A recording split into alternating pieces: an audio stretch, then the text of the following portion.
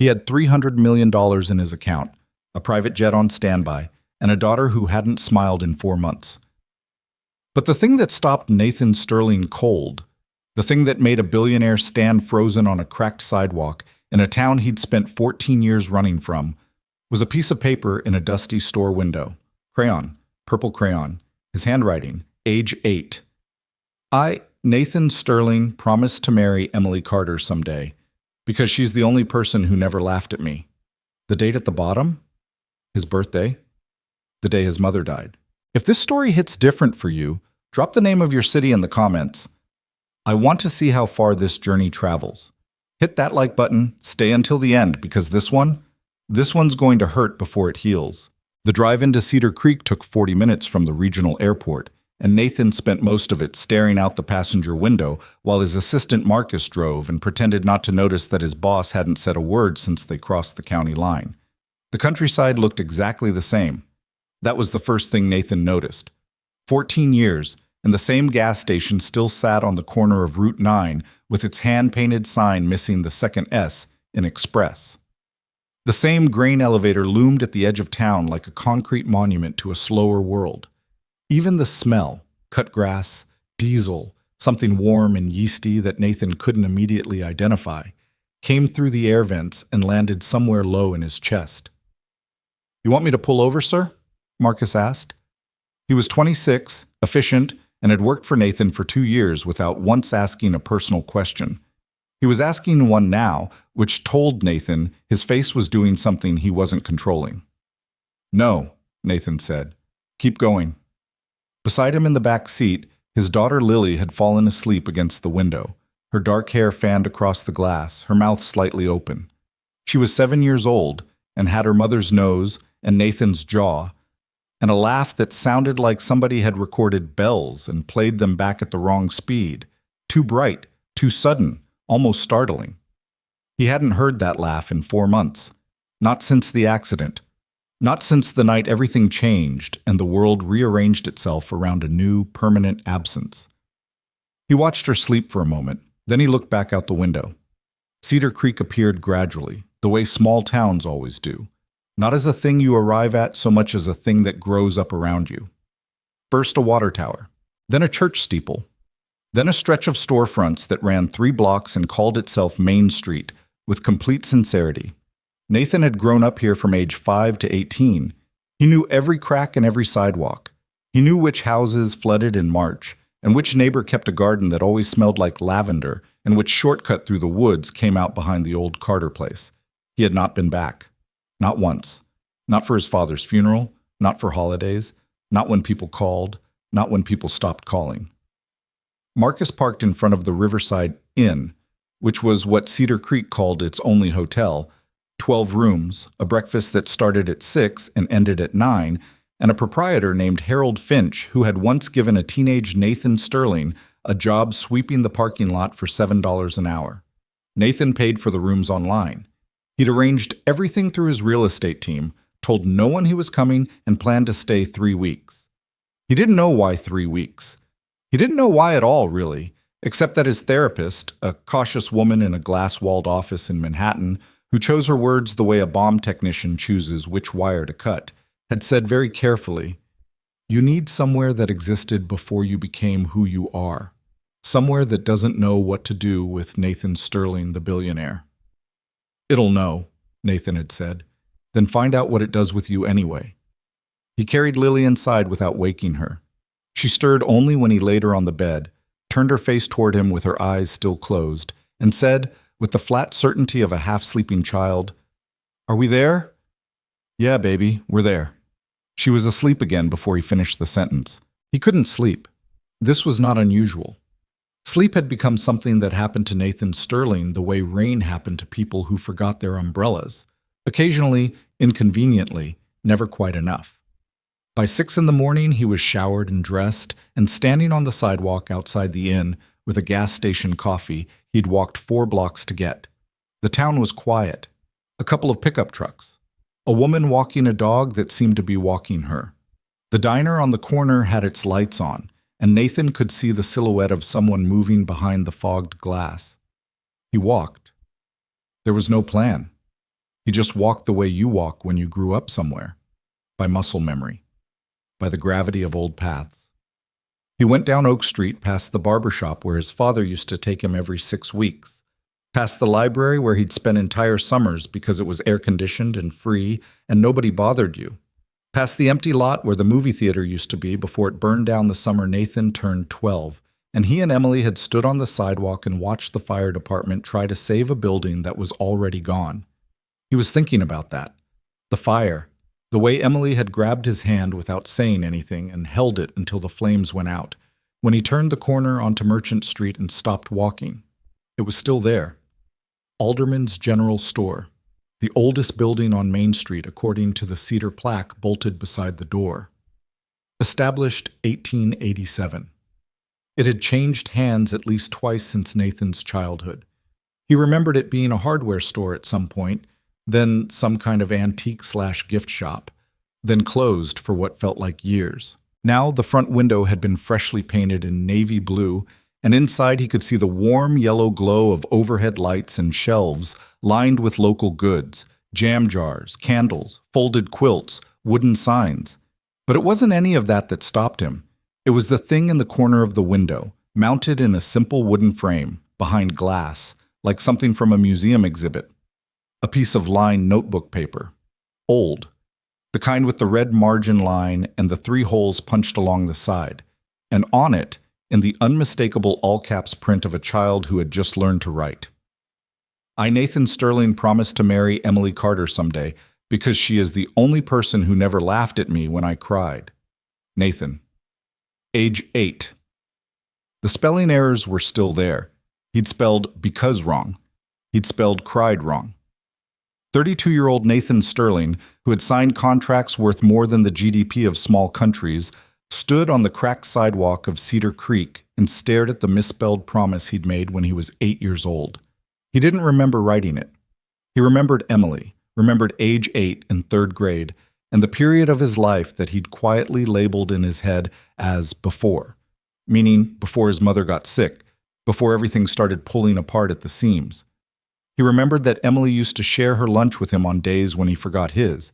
He remembered that she had a gap between her front teeth that she was embarrassed about, and that he thought was the coolest thing he'd ever seen. He remembered that she smelled like her mom's bakery even at school, like vanilla and warm bread, and that sitting next to her in class had been the closest thing to comfort he knew how to access at age 8. But this promise, this specific piece of paper. He reached out and touched the glass with one finger, like he was checking if it was real. The door to the store swung open. "You're going to smudge that," said a woman's voice behind him. "I just cleaned it yesterday." He turned around. She wasn't what he expected. This was partly because he hadn't known what to expect, and partly because Emily Carter at 30 looked like someone who had lived hard and chosen to keep going anyway. And that showed on her in a way that Nathan hadn't anticipated. Not as damage, exactly, but as a kind of weight. She was carrying more than she'd had at 18. It was visible in the set of her shoulders, and the lines starting at the corners of her eyes, and the way she looked at him for 3 full seconds before her expression shifted from professional wariness to something more complicated. She was in jeans and a white apron already dusted with flour at the hem. Her hair, which had been long and loose when they were young, was pulled back with what looked like a pencil stuck through the bun. She was holding a paper coffee cup in one hand and a small cardboard box in the other, and she was staring at Nathan with an expression he couldn't quite classify. Not quite surprised, not quite anything he had a name for. "Nathan," she said, just his name, like she was confirming something she'd suspected. "Emily." He cleared his throat. "Hi." "Hi." She looked at the window, then back at him. "You saw the promise." "Yeah." "It's been there for 6 years," she said matter-of-factly. "The Hendersons put it up when they reopened the store.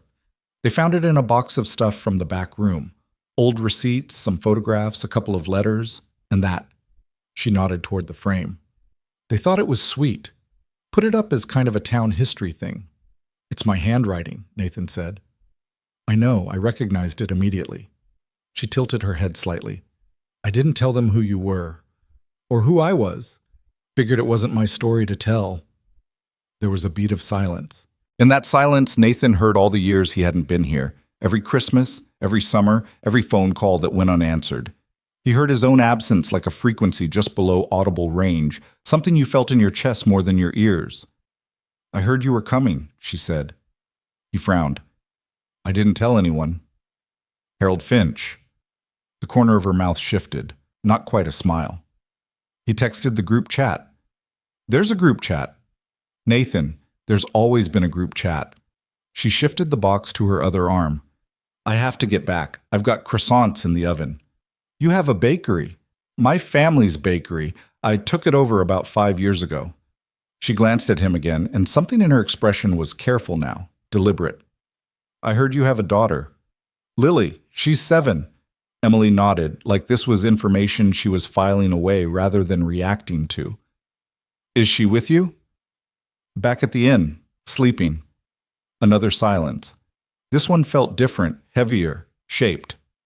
"It was good to see you, Nathan," Emily said, and her tone was the tone of someone who meant it and also wished they didn't. She turned back toward the door. "Emily." He said it before he'd made a decision to say it. She stopped without turning around.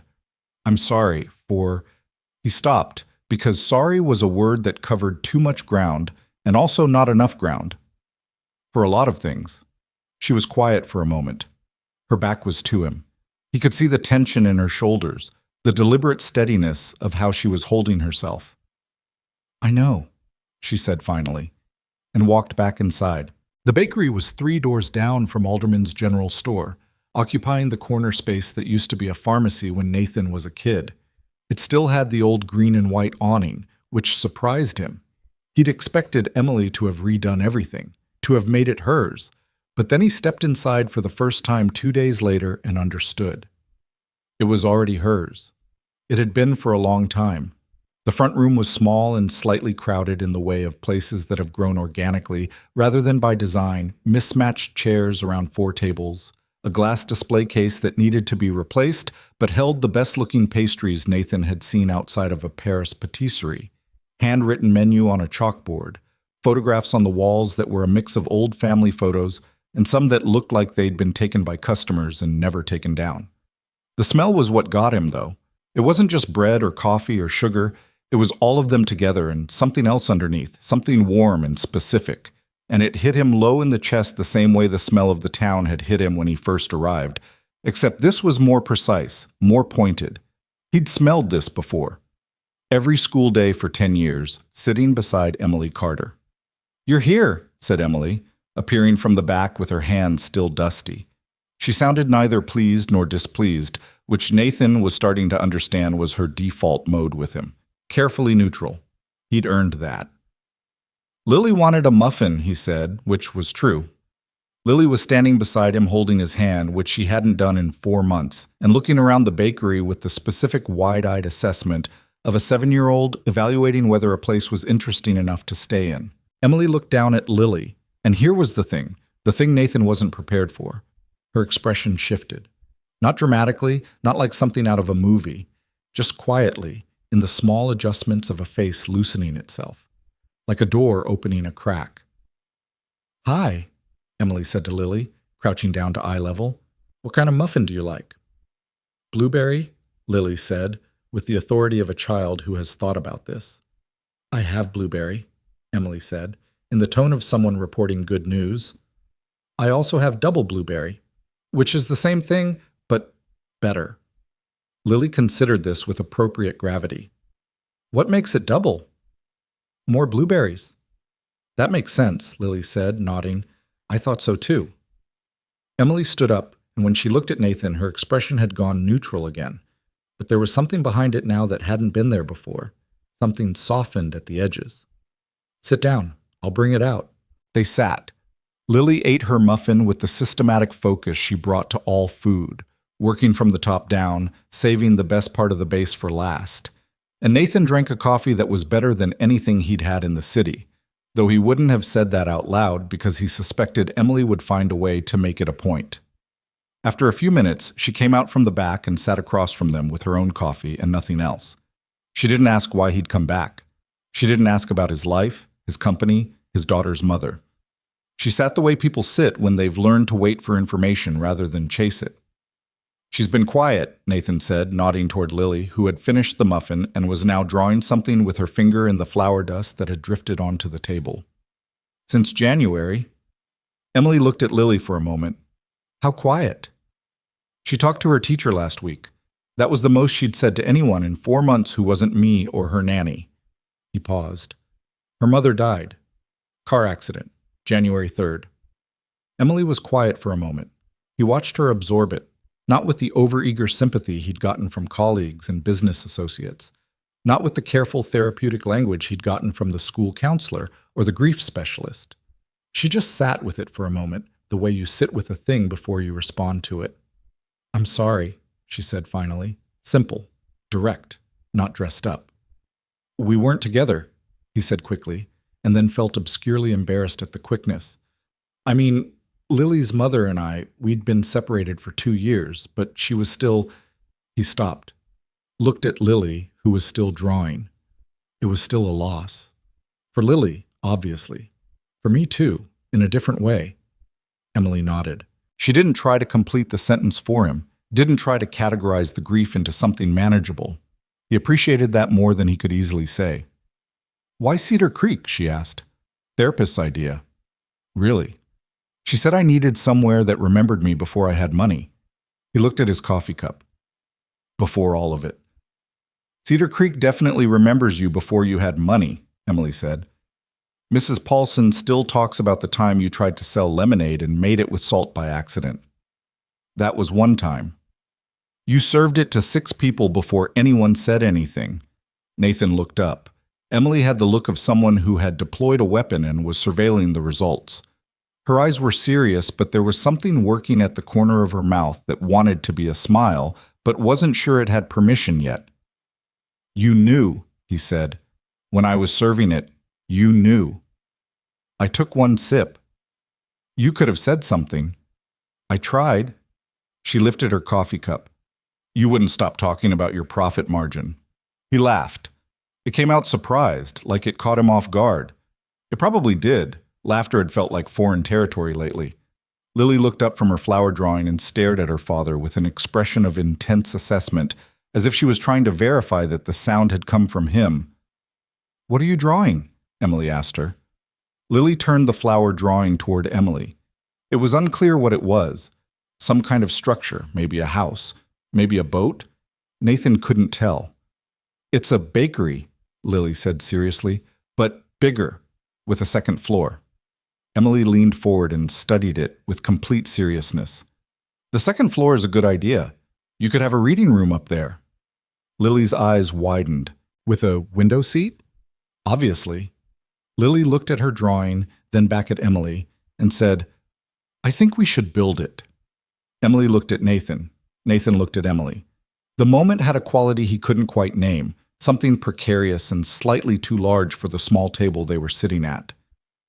Maybe, Emily said to Lily, in the carefully non-committal tone of an adult who knows better than to make promises to 7-year-olds, but gently. Maybe someday. He went back the next day. Not because he had a plan. He told himself he was walking past, that he just happened to be in that direction, but Marcus, who drove him everywhere and saw everything and kept his mouth shut about it, parked the car on Oak Street without being asked and said nothing when Nathan walked 3 blocks in the wrong direction for the inn. The bakery opened at 6:30. Nathan arrived at 6:22 and stood outside in the cool morning air, watching the lights come on inside one by one and the shadow of Emily moving through her kitchen in the back. He knocked. She came to the door with flour on her cheek and an expression that suggested she was not surprised to see him, but was not sure yet what she thought about it. You're early, she said. I know, sorry. She looked at him. Are you going to stand out there or come in? He came in. The bakery at 6:20 in the morning was a different place than it was at 10. It was all process, bags of flour, industrial mixer running in the back, 3-sheet trays cooling on the rack beside the oven, the specific organized chaos of a kitchen where someone knows exactly what they're doing. Nathan stood by the counter and watched Emily work for a while, not talking, because it was obvious she was in the middle of something and she didn't need a billionaire hovering and asking questions. After 10 minutes, she handed him a towel and pointed at a bowl. That's the cranberry scone dough, she said. Needs to be divided into twelfths. Use the scale. Each piece should be about 80 grams. I've never made scones, he said. I know. Use the scale. He used the scale. He was bad at it. The first 3 pieces were off by 10 or 15 grams in different directions, and Emily glanced over and corrected him each time without commentary. Just a slight adjustment to his technique, a word or two, then back to her own work. By the 6th piece, he had it roughly right. By the 12th piece, he was within 2 grams consistently. Not terrible, Emily said without looking up. High praise. I have an apprenticeship standard, she said. Everyone who helps in this kitchen starts at not terrible and works up from there. She paused. My last helper was Mrs. Patterson. She's 74. She makes better croissants than you, but to be fair, she's been doing it for 50 years. I'm not sure what comparison I'm being held to here. Right now, none. You get beginner's mercy. She slid a tray into the oven, closed the door, and wiped her hands on her apron. Where's Lily? Still sleeping. Marcus is at the inn. He hesitated. He watches her sometimes. He stopped. When I need to not be her dad for an hour was too honest for 6 a.m. When she's asleep, mostly. Emily looked at him for a moment. Then she turned and put the kettle on. You have a good kid, she said. I can tell. She used to be louder, he said. She was, before January, she was the kind of kid who walked into a room and immediately told you everything she'd thought about since the last time she saw you. All at once. Like the thoughts were queued up. He looked at his hands. She's been real quiet. Emily set 2 mugs on the counter. Neither of them spoke for a moment, and the silence had the quality of a space being held open, not empty, just waiting. Grief is quiet sometimes, Emily said. She wasn't looking at him. She was watching the kettle. It's not always crying or falling apart. Sometimes it's just less. Everything turned down. Yeah, he said. That's it exactly. She poured the water, handed him a mug. You think being here will help her? She asked. I don't know, he said honestly. I think I needed to come here. Maybe that's enough of a reason. The town of Cedar Creek had its own gravitational field when it came to Nathan Sterling's return. Word spread the way it always does in small towns, not with the cold efficiency of a press release, but with the warm inevitability of a thing too interesting not to share, passed between tables at the diner and over backyard fences and in the parking lot after Sunday services. By the end of the first week, Nathan had been approached by the mayor, who wanted to talk about a potential investment in the rec center, 3 old classmates, 2 of whom wanted to reminisce and 1 of whom wanted to sell him something, and Harold Finch, who cornered him in the inn's small breakfast room to apologize for the group chat incident. I didn't say anything personal, Harold said anxiously. I just said a famous person was in town. You told them my name, Harold. Well, yes, but I didn't say anything about the, Harold made a vague gesture that seemed to encompass wealth, success, and everything uncomfortable about Nathan's life. I just thought people should know you were back. Why? Harold looked at him like the answer was obvious. Because this is your home. Nathan didn't know what to say to that. He said, Don't text the group chat about me anymore. Absolutely, Harold said, unless something comes up. None of this was what bothered Nathan. What bothered him, in the way that only small true things can bother you, was that he kept coming back to the bakery, and it kept feeling like the most grounded part of his day, and he was starting to understand that this had nothing to do with the coffee or the scones. It was Emily. Emily, who treated him exactly as she had at age 8, with complete honesty and no particular deference. She didn't soften her opinions because he'd made a lot of money. She didn't ask about his company or his deals or want to know his net worth. She taught him how to make scones and told him when his technique was wrong and handed him tasks and expected them to be done correctly and did not, at any point, act as though his presence in her bakery was anything other than a minor logistical inconvenience that she was managing. It was the most comfortable Nathan had felt in years. On Thursday of the second week, Lily came with him. She was up early for the first time since January, appeared in the doorway of his hotel room at 5:50 in the morning, already dressed, shoes on, watching him with an expression that was still guarded, but also contained something alert, something awake. Are you going to the bakery? She asked. Yeah. Can I come? He looked at her for a moment. You want to? She shrugged, in the way that kids do when they want something but have decided to pretend they don't want it very much. I want to see the kitchen. Okay, he said. Get your jacket. Emily gave Lily her own apron, which was adult-sized and had to be tied twice around her small waist and still hung past her knees. She gave her a job, separating blueberries from the container, pulling out any that were soft or broken. And Lily did it with the same systematic focus she brought to everything, arranged the rejected berries in a small pile to the side, and periodically looked up at Emily, working at the main station with the expression of someone conducting a quiet study. At 8 o'clock, when the first customers started coming in, Emily took a small baked thing from the rack, a miniature version of a fruit tart, too small to sell, made from scraps of pastry dough, and set it in front of Lily. This one's yours, she said. Made it from the leftover dough. Lily looked at it for a long moment. Then she said, You made this for me? Who else? Emily said, and went back to work. Nathan, at the far end of the counter, pretending to inventory the napkin supply, heard Lily make a small sound behind him. He turned around. She was crying. Not loudly. Lily never cried loudly, just a few tears going down her face while she sat completely still, looking at the small tart, with the expression of someone who has been surprised by something too kind to immediately process. Nathan took a step toward her. Emily put a hand on his arm without looking at him, just lightly, just for a second. Wait, that hand said. Give her a minute. He waited. After a moment, Lily picked up the tart and ate it very carefully, bite by bite, still crying a little, and when she finished, she wiped her face with the back of her hand and said, to nobody in particular, That's the best thing I've ever eaten. Emily, head down over her dough. I know. 2.5 weeks in, Nathan's phone rang at 7 in the morning while he was walking back from the bakery, and the name on the screen was Richard Holt, which meant the board. He considered not answering. He answered. Nathan. Richard Holt had the voice of a man who had spent 40 years in boardrooms and had long since stopped distinguishing between professional and personal communication. Everything sounded like a presentation. We need to talk about the Meridian deal. Richard, I told you. The timeline's been moved up. Apex Group is making noise about pulling out if we don't have leadership on site by month's end. That's 2 weeks, Nathan. 3 at the outside. Nathan stopped walking. He was on the corner of Oak and Merchant, directly across from Alderman's General Store.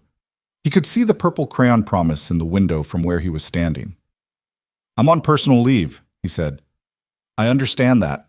I do. Richard's voice shifted, barely, but Nathan had known Richard for 9 years, and he could hear it, the careful recalibration. But Meridian represents $300 million. That's not a number we can walk away from without consequences that affect every division. Send Davies. Davies doesn't have your relationships. Apex wants you in the room, Nathan. It's specifically, I said send Davies. A long pause. Not the pause of someone accepting a decision, the pause of someone deciding how to push back more effectively. This is the kind of absence, Richard said carefully, that boards notice. It was, Nathan knew, a polite way of saying something less polite. He'd heard this before, from Richard, from Diane Chu, from the entire apparatus of people who had built their livelihoods around Nathan Sterling being exactly what they needed him to be. Send Davies, Nathan said again. I'll be in contact by end of week. He hung up. He stood on the corner for a minute, looking at the promise in the window, and thought about all the things that $300 million could buy, and all the things it couldn't. Then he went back to the inn to check on Lily. He found her in the small sitting room off the lobby, talking to Harold Finch. This was unexpected on several levels. Harold was 71, with hearing aids in both ears and a habit of filling silence with an unbroken stream of local history, and Lily had not voluntarily spoken to an unfamiliar adult in 4 months. But here she was, cross-legged on the floral settee, listening to Harold explain something with her full focused attention. Nathan stood in the doorway and didn't interrupt. And the whole creek flooded, see? Up past the Miller farm, which nobody thought possible because that creek hasn't flooded since 1978. But your father would know about the flood. He was about your age when... Harold caught sight of Nathan and adjusted. When a young man I used to know lived in the house near the creek. You'd have to ask your father about that. Dad lived near a creek? Lily asked, turning to look at Nathan. Grew up near one, Nathan said, coming into the room. It's about half a mile from here. Emily and I used to… He stopped. We used to go there after school sometimes. Emily from the bakery? Yeah. Lily considered this with the unhurried assessment of a child for whom all information is equally interesting. Were you friends? Best friends, Nathan said. For a long time. Why aren't you best friends now? Harold Finch looked at Nathan with an expression of a man who has no intention of intervening in this conversation. I left, Nathan said. I went away and didn't come back. That's hard on friendships. Why didn't you come back? He sat down across from her. That's a complicated answer. I'm 7, Lily said. I'm old enough for complicated.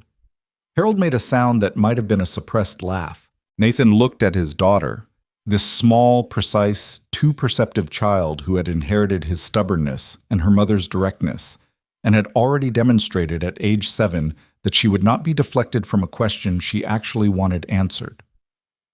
I was sad, he said. And when some people get sad, they run away from the places that remind them of what they lost. I was that kind of person. He paused. I'm still figuring out how to be a different kind. Lily thought about this for a moment. Then she said, Is that why we came here? So you could figure it out? Partly, he said. Okay, she said, and got up from the settee. Can we go to the creek? They went to the creek that afternoon. Nathan and Lily, and at Lily's specific request, Emily, who had raised an eyebrow when Nathan appeared in the bakery doorway at 1 o'clock with the request but had taken off her apron without too much deliberation. I close at 2 on Thursdays anyway, she said, which Nathan knew was not entirely accurate since he'd seen her there past 4 on the previous Thursday, but he didn't say so.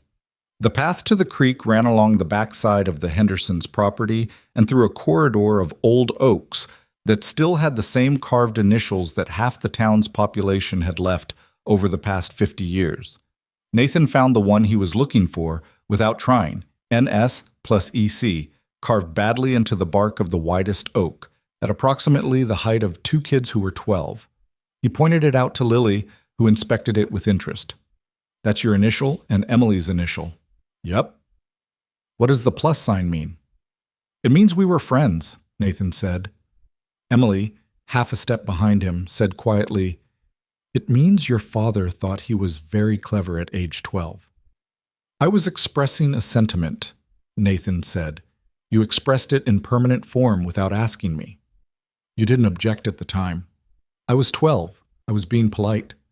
Lily looked between them with the expression of a child watching a tennis match and enjoying it rather more than she was letting on. The creek was the same. This was the second time in 3 weeks Nathan had thought that something was exactly the same as he'd left it, and both times it had hit him the same way, not nostalgically, exactly, but with a kind of grief for what it meant that things could remain unchanged while he changed so completely. The creek ran clear over flat gray rocks, shallow enough to wade in summer, noisy enough in spring that you had to raise your voice slightly to be heard over it. Lily sat on the bank and took off her shoes and socks without asking permission and put her feet in, then immediately made a sound of pure shock at the temperature and kept her feet in anyway. Nathan and Emily sat on the fallen tree they'd always sat on, the same one, still there, slightly more rotted but basically solid. They sat in silence for a while. The creek made its creak sounds. Lily started poking around in the rocks for anything interesting. I got a call this morning, Nathan said eventually. From your office? Board member. They want me back for a deal. Are you going? No. Emily was quiet for a moment. Nathan, I'm not going, he said again. I wasn't going to tell you to go. She pulled her knees up, wrapped her arms around them. I was going to say, don't make decisions about your company based on what's happening here. That's not… She stopped, started again. What's happening here is very small compared to whatever that deal is. He looked at her. That's not how I'm making the decision. Are you sure? He was quiet for a moment. Honest answer, he wasn't entirely sure. Nothing with Emily had ever been entirely uncomplicated, including and especially the question of why he had left, and that was not a conversation they'd had yet, not directly, not fully. and it sat between them like a third person on the log. "I'm sure enough," he said.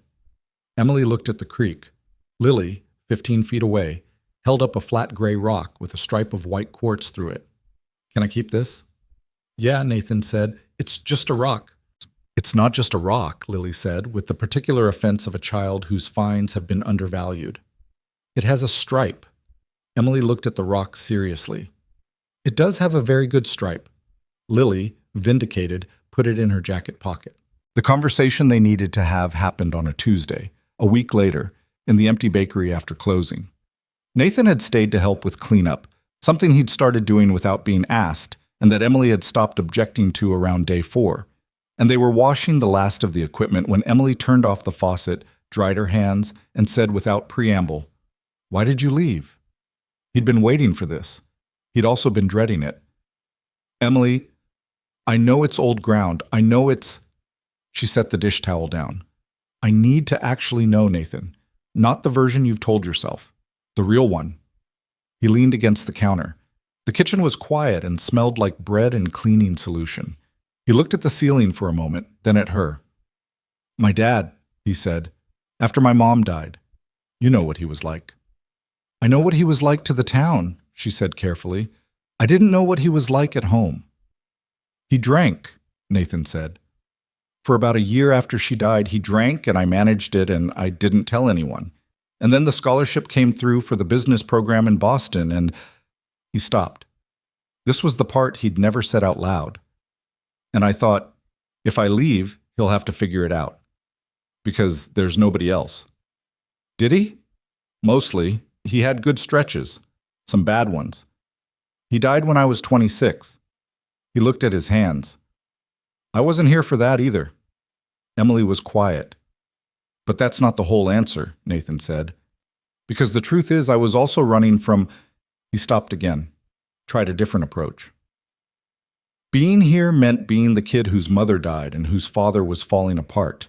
Boston meant being someone who was going to make something.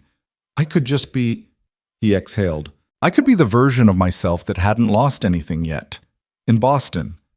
Except you had," Emily said. It wasn't accusatory. It was just true. "I know." He looked at her. "I know I had." She was looking at him with an expression he couldn't fully categorize. Not anger, not forgiveness. Something more complicated than either. Something like the face of a person who has been carrying a question for a very long time and has just received an answer that is unsatisfying in all the ways they expected and also in ways they didn't. "You left without saying goodbye," she said. "I know. We'd been best friends for 10 years, Nathan. I woke up one morning and your house was empty." "I know," he said again. It was not enough. He knew it wasn't enough. He also didn't have anything better. "I didn't know how to say it. I didn't know how to be—" He looked away. "I was 18 and stupid and terrified, and leaving felt like the only way to stay alive, and I'm not using that as an excuse. I'm not asking you to defend it," she said. "I already know it wasn't malicious. I figured that out years ago." She picked up the dish towel again just to have something to do with her hands. "I just needed to hear the actual thing, not the polished version." "The polished version is worse," Nathan said. "In the polished version, I had reasons." "You did have reasons." "Reasons aren't the same as being right." She looked at him for a long moment. "No," she agreed. "They're not." The quiet in the kitchen felt different now, lighter somehow, like something that had been sealed had been opened and allowed to breathe. "I'm sorry, Emily," he said, "not just for leaving the way I did. You deserved—" He shook his head. "You deserved better from me." She didn't say it's okay. He was grateful for that. She said, "Don't do it again," and picked up the mop and went back to work.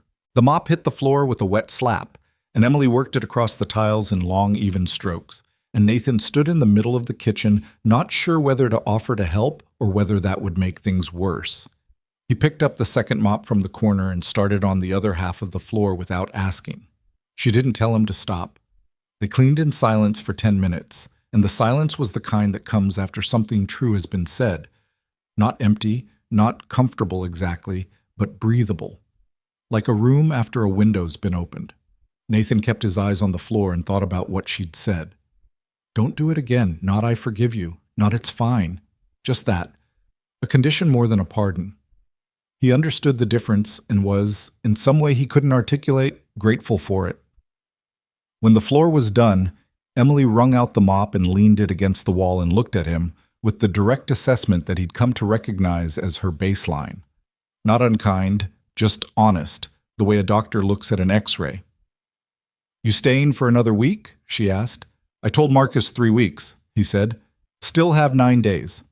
She nodded slowly, like she was cataloging this information. Lily doing okay at the inn? Harold doesn't talk her ear off too much? She likes Harold, Nathan said. He told her about the 1978 flood for 45 minutes, and she asked follow-up questions. Something shifted in Emily's expression. Almost a smile. She's a good kid, Nathan. I know. He hesitated. She talked more today than she has in months. In the kitchen, with you. And at the creek. He looked at his hands. I don't know what you're doing, but whatever it is, thank you. Emily shook her head, the way people do when they don't know how to take being thanked. I'm not doing anything. I'm just treating her like a person. That's rarer than it sounds, he said. She looked at him for a moment longer, then turned and started untying her apron. Go back to your kid, Nathan. It's almost 8. He went. The walk back to the inn took 6 minutes, and he spent most of it looking at the sky, which was that specific deep blue of early summer evenings, not fully dark, not light, the color of something between.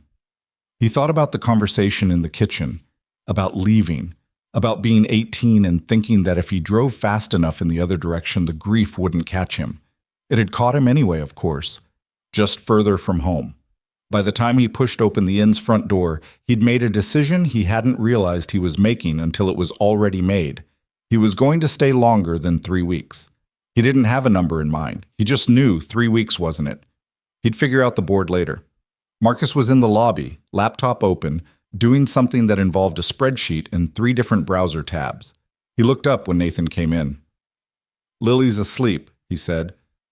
Went down around 7. She ate most of her dinner. Most? Push the carrots to the side. That's actually an improvement, Nathan said. He stopped beside the front desk. Marcus. Sir. I'm extending the stay indefinitely. Well, not indefinitely, but past the 3 weeks. I'll need you to handle the rescheduling on the Chicago meeting and push the Meridian briefing to Davies. Marcus absorbed this with no visible reaction. He'd worked for Nathan long enough to know that visible reactions were not part of the job description. Should I stay on as well, or... Yeah, you can work remotely. Do what you need to do. I just need you available for Lily when I'm not. Understood, Marcus said. Then after a pause that was slightly longer than his usual pauses, It's a nice town. Nathan looked at him. Cedar Creek, Marcus said, with the carefully neutral expression of someone who is absolutely not commenting on anything personal. Nice town. Go to bed, Marcus. Good night, sir. Nathan went upstairs, checked on Lily, asleep on her stomach, one arm hanging off the bed, shoes left in the middle of the floor, the way she always did despite being told not to, and sat in the chair beside the window for a while, not thinking about anything specific, just letting the town be quiet around him. The carrots, he thought again. She'd eaten everything except the carrots. A month ago, she'd eaten nothing. He put his head back against the chair and for the first time in a long time, fell asleep before midnight. The next morning, Lily was up before him again. This was becoming a pattern, and it was the most encouraging pattern Nathan had experienced in 4 months. Grief in children, the grief counselor in Manhattan had explained this carefully, often shows up as withdrawal, as a flattening of appetite and energy and curiosity. The opposite of grief, the counselor had said, is not happiness. It's engagement. It's wanting to know what comes next.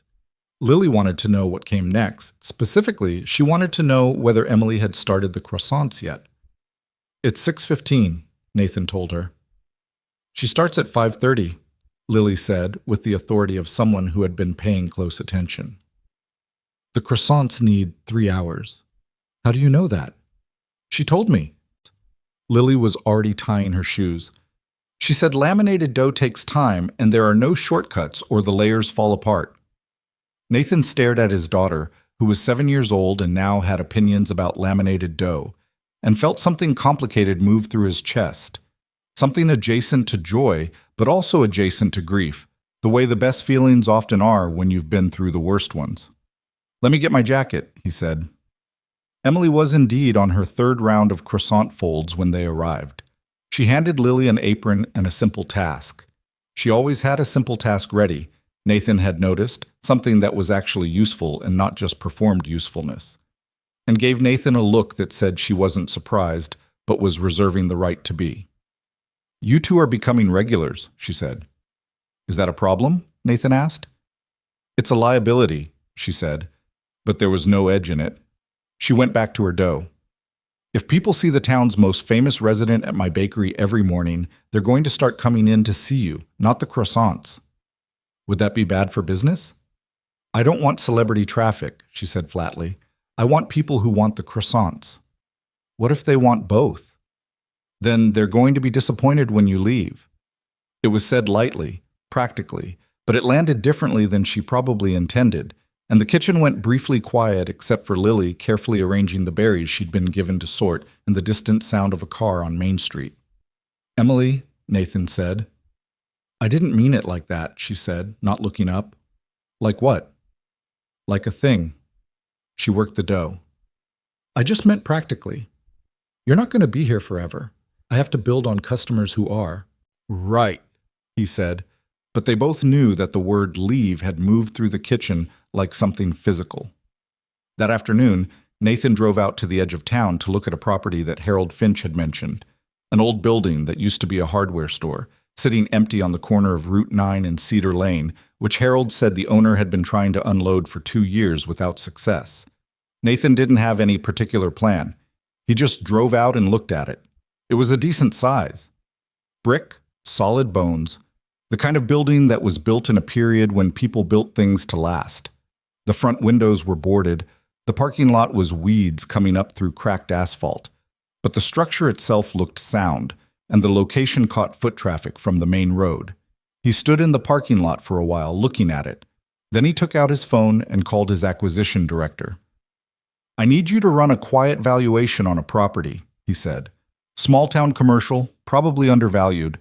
I'll send you the address." He paused. "And keep it quiet. Don't attach my name to it yet." "Understood," said his acquisition director. "Timeline?" 2 weeks. He hung up and stood in the parking lot a little longer, not entirely sure what he was doing or whether it was a good idea, and then drove back to town. He didn't mention it to Emily. The weeks found their rhythm the way time does in small places, not by the hour, not by the calendar, but by the texture of repeated days. Nathan woke early, checked on Lily, walked to the bakery. He learned to make scones that were within acceptable deviation. He learned Emily's system. She had a precise system, a place for everything, a sequence for everything, and she explained things once and expected you to remember, which Nathan found reasonable and slightly humbling, because he'd spent years surrounded by people who explained things 3 times to make sure he'd understood. Emily explained things once and handed you the next task. Lily came most mornings. She had a designated stool at the far end of the prep counter, and she had responsibilities. The berry sorting, which she took seriously, the labeling of the pastry boxes, for which Emily had given her a set of rubber stamps, and which Lily executed with the focus of a surgeon. She talked more every day. Not constantly, not the bright torrent of before January, but steadily, in the measured way of someone who was choosing her words carefully rather than not having any. She talked to Emily most. This was something Nathan watched without comment, because he understood that it was doing something that needed to be done, and that his role in it was largely to stay out of the way. Emily talked to Lily the way she talked to everyone, directly, without condescension, without the particular gentleness that adults sometimes put on with grieving children like a costume. She told Lily true things about baking and the town and her own life, and she asked Lily real questions and waited for real answers, and Lily, who was perceptive in the way of children who have learned to read rooms, understood that the questions were genuine and responded accordingly. One morning, toward the end of Nathan's 4th week in Cedar Creek, he'd stopped counting in terms of his original 3-week plan. Lily said, while carefully stamping a pastry box, My mom used to bake. Not like this, just from boxes. But she liked doing it. The kitchen was quiet. Nathan, at the sink, kept his eyes on the dish he was washing. Emily continued what she was doing for a moment before responding. What did she make? Brownies, mostly, from the box with the picture of the pan on it. Lily examined her stamp work critically and adjusted the alignment. She always let me pour in the chocolate chips, even though you were supposed to put them in the batter. She said more was better. She sounds like she was right, Emily said. She was usually right, Lily said, with the simple certainty of a child reporting a fact. About most things. Not about carrots. She thought carrots were important, but they're not. Carrots are important, Emily said. Name one thing carrots are important for. Eyesight. I have perfect eyesight, Lily said. You're welcome, Emily said. The carrots have been doing their job. Lily looked at her sideways with an expression of deep skepticism and went back to her stamps. Nathan kept washing the dish that was already clean. His throat felt tight in the particular way of a man who is not going to cry in a bakery, but is having a conversation with that possibility. Lily talked about her mother sometimes. Not often. The way you talk about something that still hurts when you press it, carefully, in small doses. But she was talking. She was finding words for the shape of the absence, and that was the thing the grief counselor back in Manhattan had said might take months or might never fully happen. And it was happening here, in this small kitchen, over pastry boxes and carrot arguments and laminated dough. Nathan didn't know how to thank Emily for that. He wasn't sure thanks was the right word for it anyway. What he did was start showing up in other ways. He fixed the shelf in the back storage room that had been leaning at a 10-degree angle for what looked like years, based on the groove it had worn in the wall. Emily came in, saw it, said nothing, and then later handed him a list of other things that needed fixing and a hardware store address with notably zero ceremony. He fixed those too, over the course of a week. He was not handy. He'd spent 14 years in offices and boardrooms, not doing anything with his hands except signing things. But he had access to YouTube tutorials and stubbornness, which turned out to cover a reasonable amount of ground. He also started talking to people in town.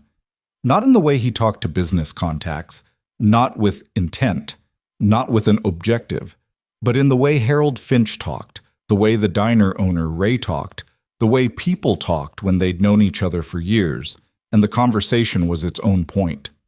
He relearned people he'd gone to school with.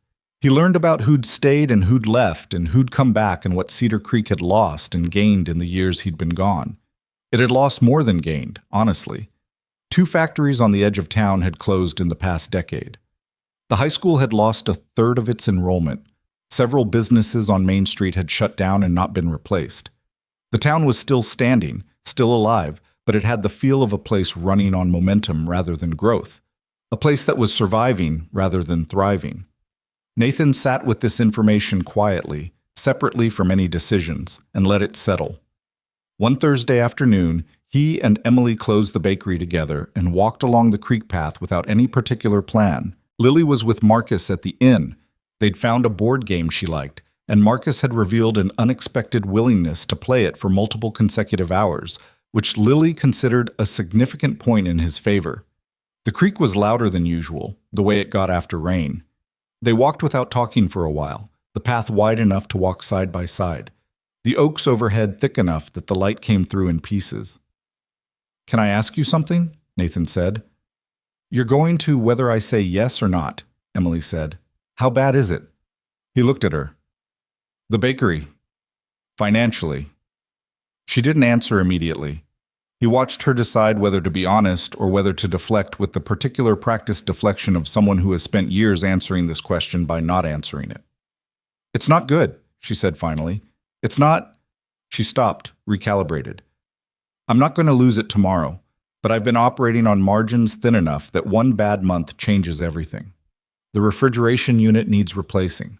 I've been managing it with repairs, but it's going to go eventually, and when it does—" She shook her head. "I keep thinking I'll have saved enough by then. I keep thinking that every year." "How long have you been running it alone?" 5 years. After my dad's knee surgeries, he couldn't manage the hours anymore. My sister left for Portland 7 years ago, and she's not coming back, so..." She shrugged. the shrug of someone who has made their peace with a situation without exactly being happy about it. It's mine. I'm okay with that. I just... She looked at the creek.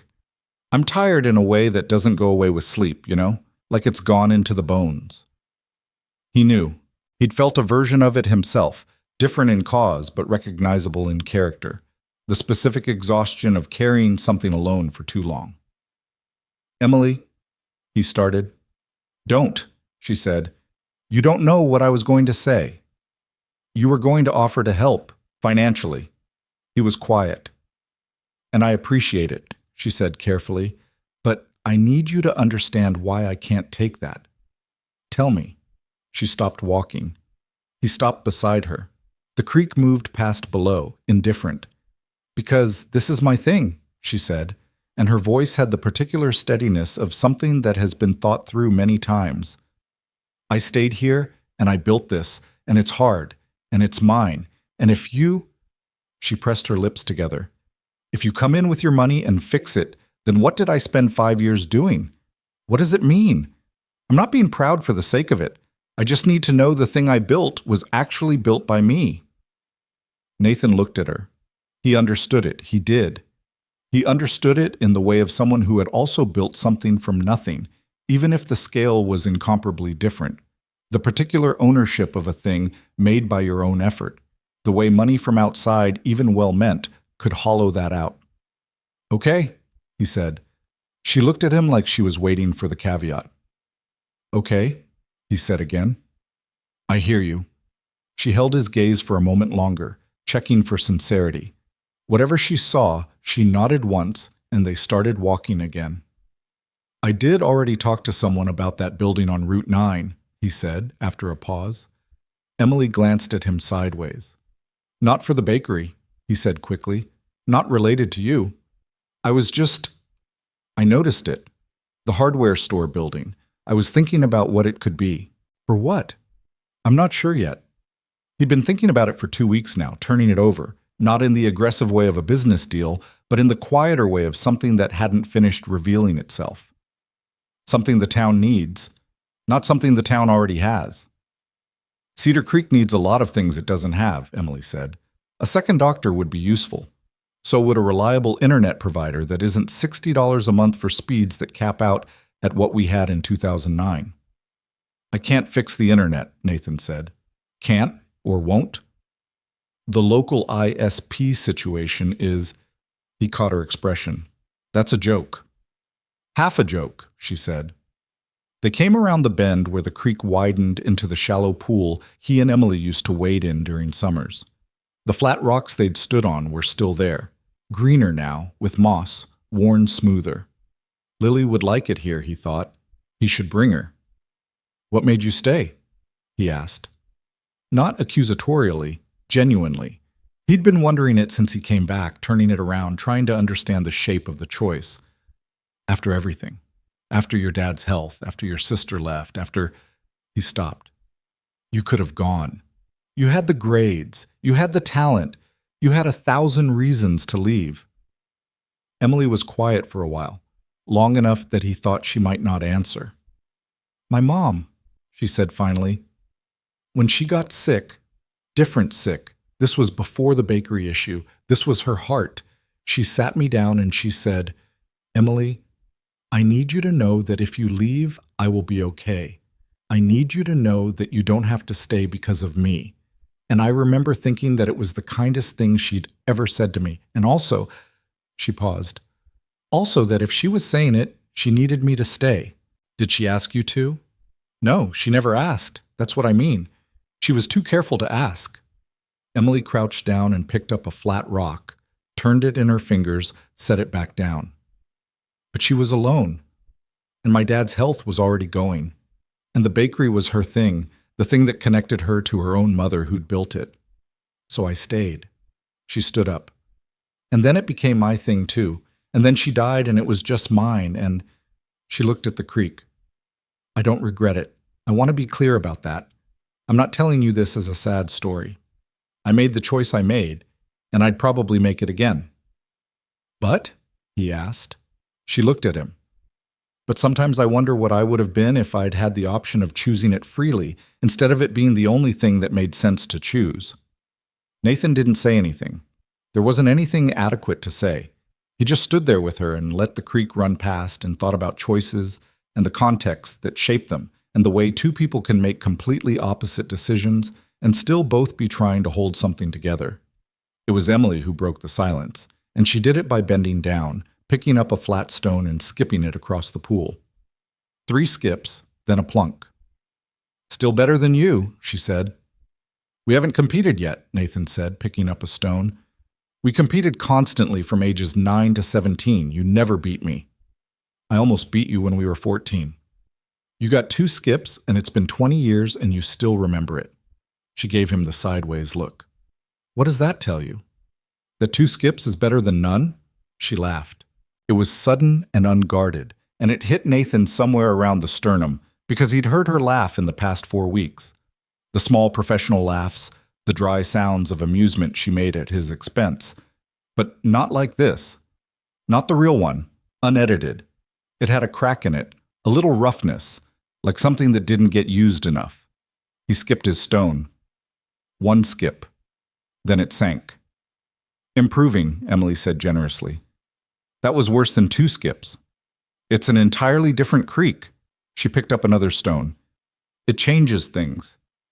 He watched her line up the throw, the particular stance she'd always had, hip cocked, wrist loose, and thought that 14 years was both an enormous amount of time and also, standing here, barely any time at all. Over the following days, Nathan began doing a thing he hadn't done in years, asking for nothing.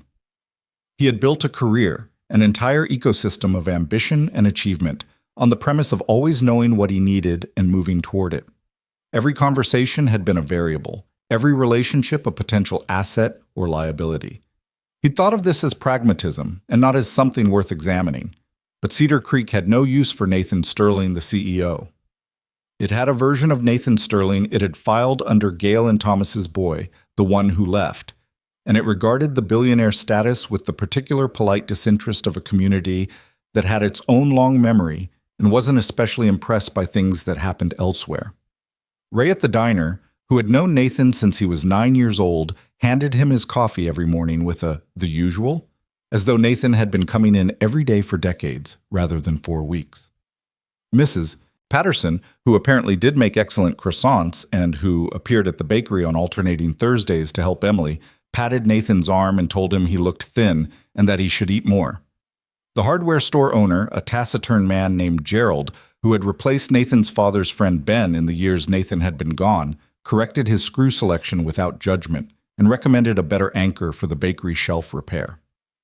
He was just Nathan, not Nathan Sterling, not the billionaire, not the success story or the cautionary tale or whatever Cedar Creek wanted to make of him. Just Nathan, who bought the wrong screws and was learning to make scones. He didn't realize how much he'd needed that until it was happening. Lily was thriving. This was the right word for it, he decided, even though it made his throat tighten whenever he let himself acknowledge it. She had color back. She was sleeping through the night, which hadn't happened reliably since January. She'd started narrating things again, the steady stream of observations and questions that had gone quiet after her mother died, and that was now returning, tentatively, the way birds come back after a storm, one at a time. She'd also developed an independent relationship with Emily that Nathan was not entirely a part of, and which he observed from a respectful distance, understanding that it was its own thing and not an extension of whatever was happening between him and Emily. Lily asked Emily questions about the town, about baking, about her own childhood, the curious, specific questions of a child who is genuinely interested in adults as people rather than just as providers of things. Emily answered them the way she answered everything. Honestly, without varnish, treating Lily's questions with the seriousness they deserved. One evening, Nathan overheard them through the pass-through window between the kitchen and the front room. "Did you always know you wanted to be a baker?" Lily asked. "No," Emily said. "For a while I wanted to be a marine biologist. Like studying fish? Like studying the ocean. Everything in it. I thought the ocean was the most interesting place in the world. Did you ever go?" "I went to the coast once, when I was 20. stood at the edge and thought, well, there it is. A pause, the sound of something being shifted on a tray. And then I came home. Was that sad? Another pause, this one longer. A little, Emily said. For a while. And then the bakery became mine, and I understood that I was an ocean person who lives inland. I take care of the thing in front of me very well, and I think about the ocean sometimes, and that's okay. Lily was quiet for a moment. Then she said, I used to want to be a veterinarian, but now I think I might want to own a bakery. Nathan, in the front room, pressed his back against the wall and stared at the ceiling and breathed very carefully. Those aren't mutually exclusive, Emily said from the kitchen. What does mutually exclusive mean? It means one doesn't cancel the other out. You can be both. A veterinarian baker, Lily said, trying out the phrase. A baker who heals animals on the side, Emily said. Sounds efficient. Nathan heard Lily laugh, the real laugh, the bell sound, the too bright sudden thing. He hadn't heard it in 4 months and 3 weeks, and it came through the pass-through window of a small bakery in a town he'd spent 14 years running from, and it was the best sound he'd heard in years. He pressed his hand flat against the wall and stood there until he was sure he had his face under control. Then he went in and helped finish the cleanup, and he didn't say anything about what he'd heard, and Emily, who had been facing the other direction when he came in, didn't ask. On the last day of what would have been his original 3 weeks, a Sunday, the bakery closed, Nathan drove out to the Route 9 property again.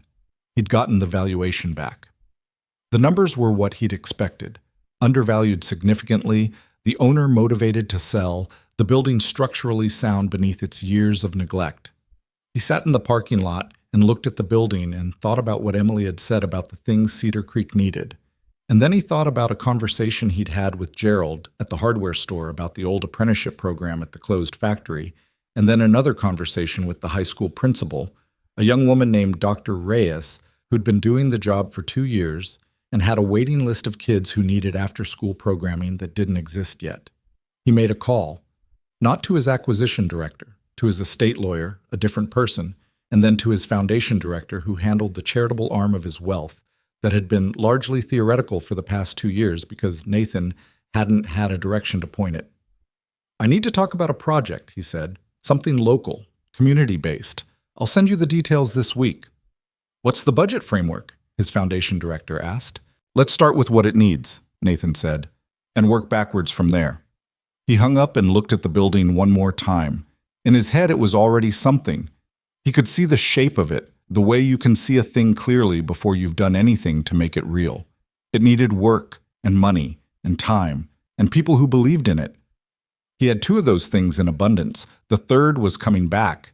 And the fourth, he thought about Emily saying, I need to know the thing I built was actually built by me. He'd be careful. He'd be thoughtful. He wouldn't do this the way he did business, pushing through and assuming results. He'd do it the way Emily made croissants, slowly, with attention, understanding that some things fell apart if you rushed them. He drove back to town. Lily was on the front steps of the inn when he pulled up, sitting beside Harold, who appeared to be explaining something involving hand gestures that suggested either a very large fish or the 1978 flood again. Lily saw the car and stood up, and for the first time in months, the expression on her face when she saw him coming was not the careful neutral of a child managing her own sadness. It was just glad. Simply glad. Harold said there's a town fair in 3 weeks, she said when he reached her, with a pie contest. There is, Harold confirmed from the steps. Emily should enter, Lily said with the certainty of someone announcing an obvious truth. She probably already knows about it, Nathan said. We should ask her, Lily said. We should go tomorrow and ask her. Okay, he said. Tomorrow. Lily nodded, satisfied, and went back to her conversation with Harold. Nathan sat on the step beside her and looked at the town in the late afternoon light. The storefronts, the water tower, the steeple, the sky going gold at the edges, and felt something he hadn't felt in a very long time and almost didn't recognize. Still, just briefly, just in this moment. Still. He didn't try to name it or hold on to it. He just let it be there, beside his daughter, on the steps of a small inn in the town he grew up in, while Harold Finch explained the flood of 1978 for what was probably not the last time. Emily did know about the pie contest. She knew about it the way she knew about everything in Cedar Creek. Not because she paid close attention, but because Cedar Creek was small enough that information arrived whether you wanted it or not. The town fair had run every June for 30-something years. The pie contest had run inside it for most of those, and Emily had entered exactly once, at age 19, with her mother's cherry pie recipe, and had come in second to Donna Kessler's blueberry, which Emily maintained to this day had won on reputation rather than merit. Donna Kessler cheated, Emily said, not looking up from the pastry she was crimping. How do you cheat in a pie contest? Lily asked. She was on her stool, stamps arranged in front of her, watching Emily's hands with the focus she brought to anything involving technique. She brought samples to the judges the week before, pre-lobbied. Is that allowed? It's not allowed, Emily said. Which is the problem. Lily considered this. Is she entering this year? Donna Kessler has entered every year since 1987. She has a shelf of ribbons in her front hall. My neighbor Ellen told me. She was at Donna's house for book club and reported back. So you should enter, Lily said, and beat her. Emily looked up from the pastry and over at Nathan, who was leaning against the far counter with his coffee and his careful expression, the one he wore when he was watching something and not wanting to influence it. He raised both hands in a gesture of complete non-involvement. It's not that simple, Emily said. Why not? Lily asked. Because entering means wanting to win, and wanting to win means caring, and caring means… Emily stopped. She put the crimped pastry aside and picked up another. It means something when you lose. It also means something when you win, Lily said, with the infuriating logical clarity of a 7-year-old who hasn't yet learned the defensive architecture of not wanting things too much. Emily looked at her for a moment, then at Nathan. She's your kid, Emily said. She makes good points, Nathan said. She makes relentless points. Also inherited, Nathan said, and Emily made a sound that was half resignation and half something warmer than that, and went back to her pastry, and Lily picked up her stamps with the satisfied expression of someone who had won an argument without technically having it. 3 days later, Emily entered the pie contest. She told no one she'd done it. Nathan found out from Harold, who found out from the registration table, which was run by his wife's cousin, and who texted the group chat about it before Nathan could say anything. Nathan did not mention this to Emily.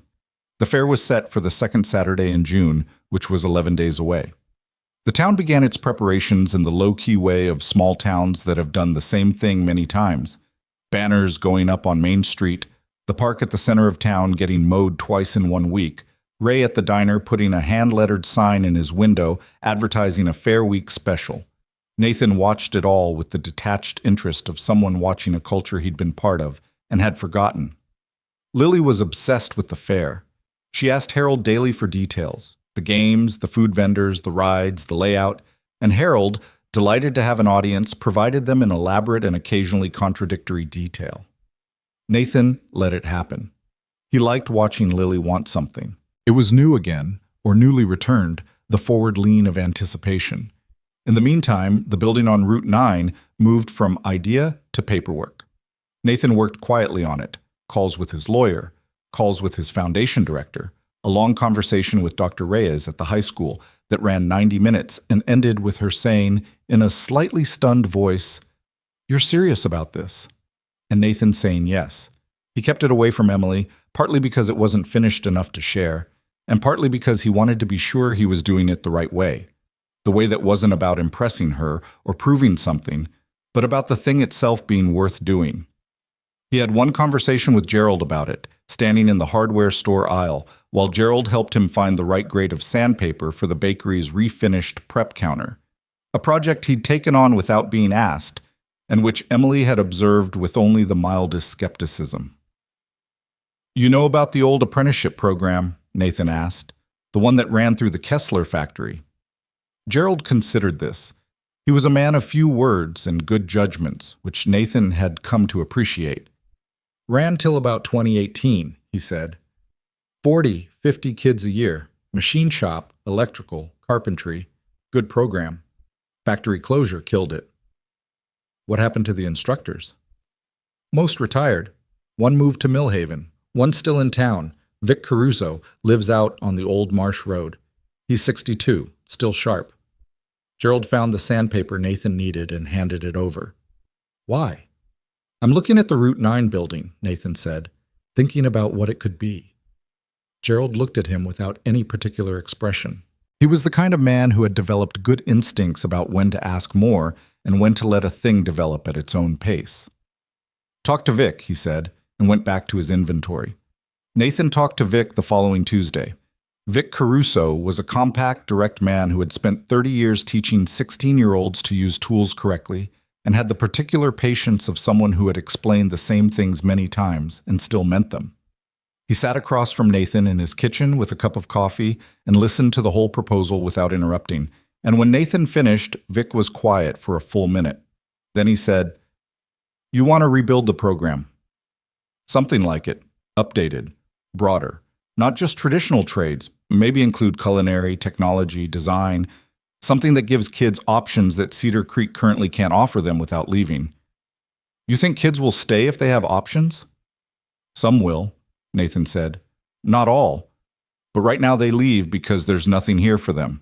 That's different from leaving because they want to." Vic turned his coffee cup in his hands. "I've got 3 former instructors I could probably bring back.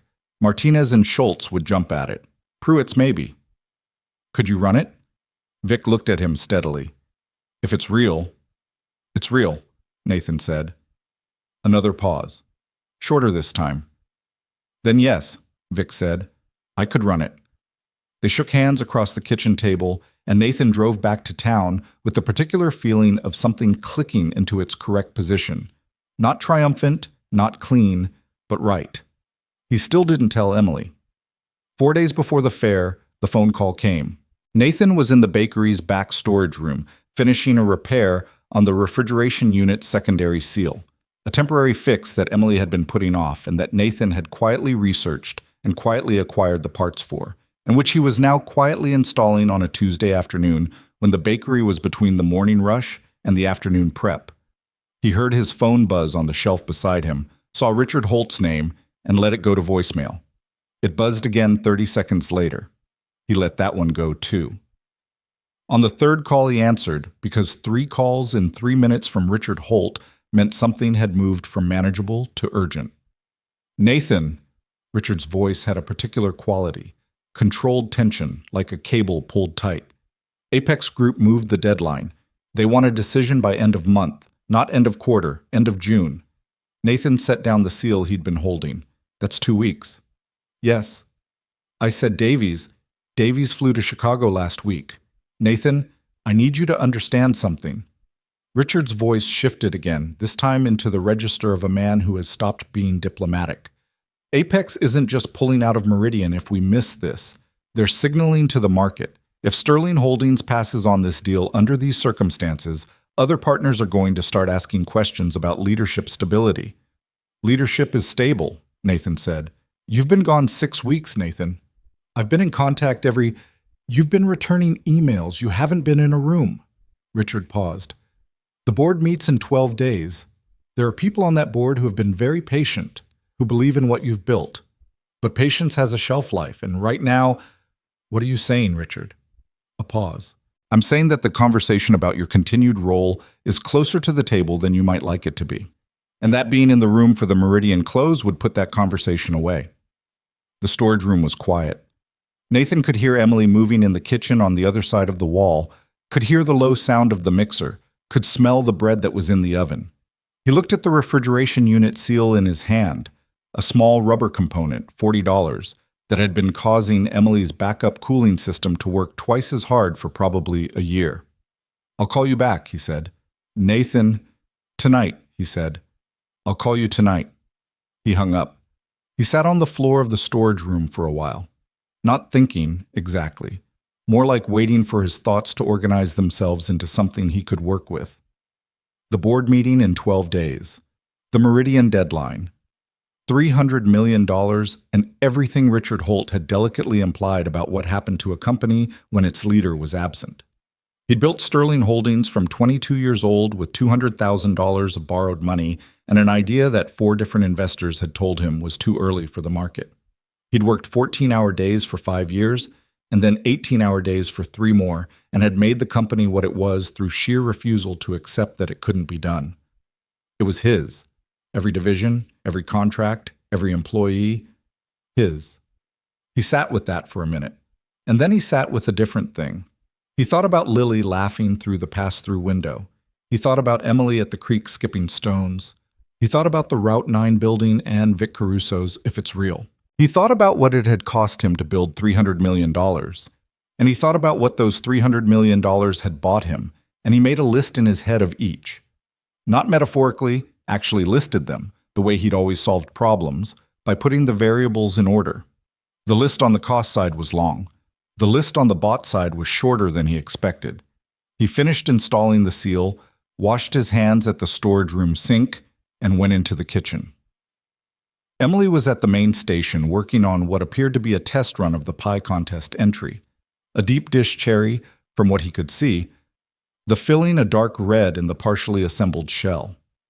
She was focused in the way she got when she was executing something that required precision, her movements deliberate and economical. "Refrigeration seals replaced," Nathan said.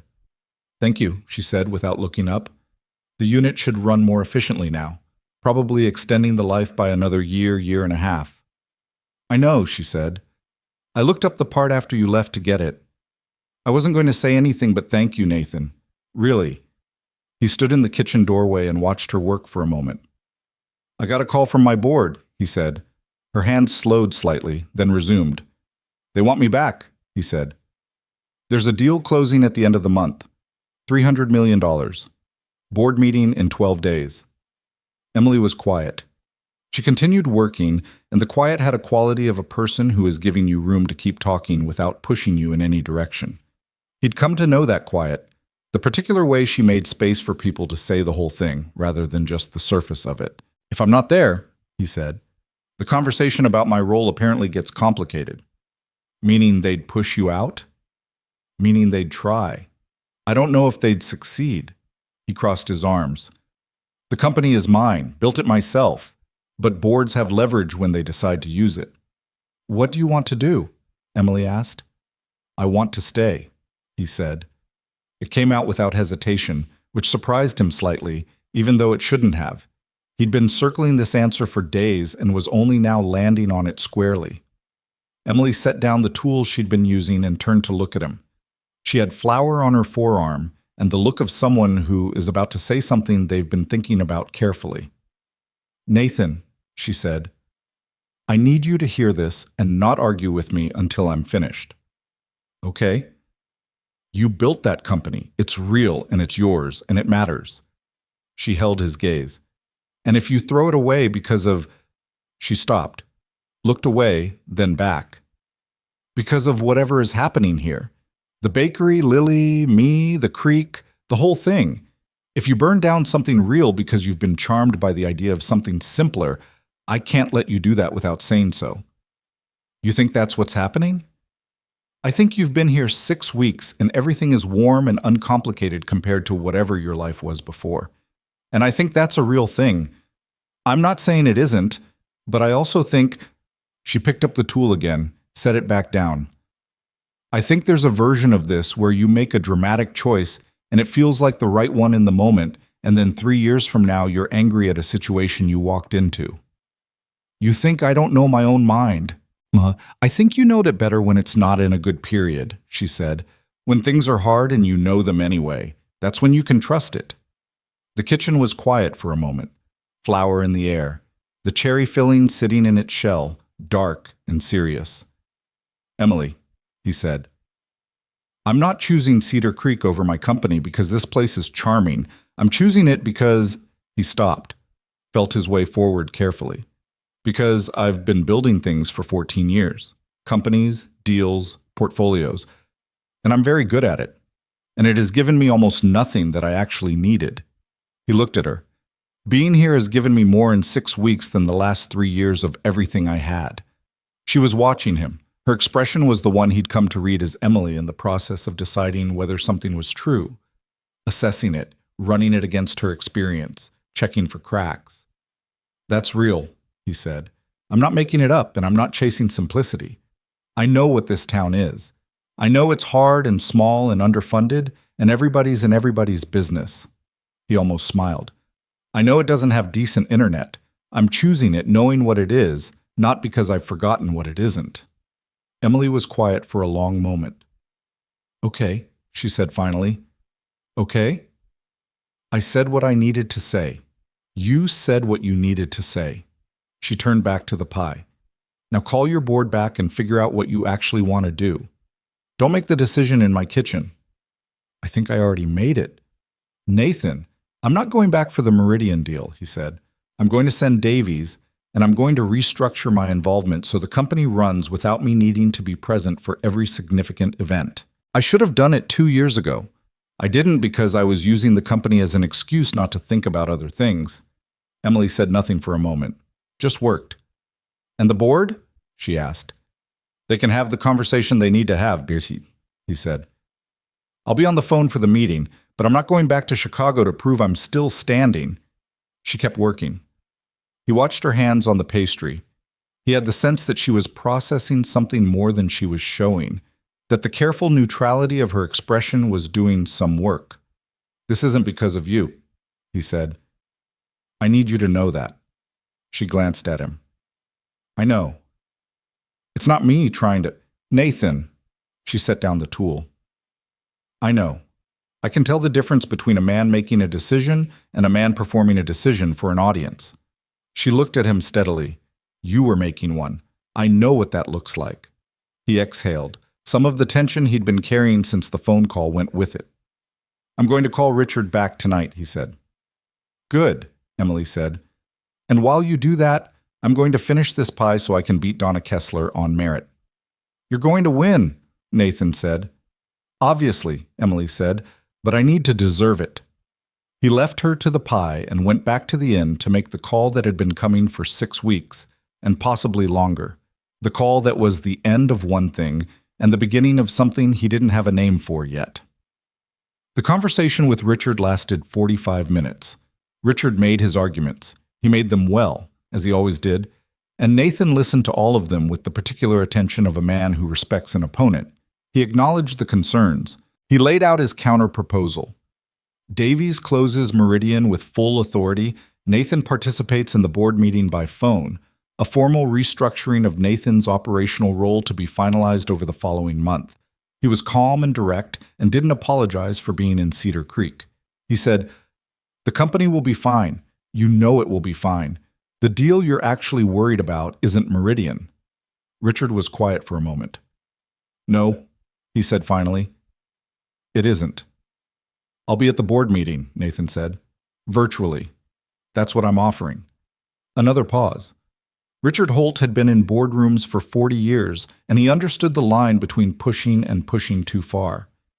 "All right," he said, "but Nathan, this restructuring conversation needs to happen properly, not by email." "It will. Schedule it for the week after the board meeting. I'll come to Chicago for that one." "In person," Richard confirmed. "In person," Nathan said. He hung up and sat on the edge of the hotel bed and felt the specific weight of a significant thing that had been done. Not relief exactly, more like the sensation of a load being redistributed.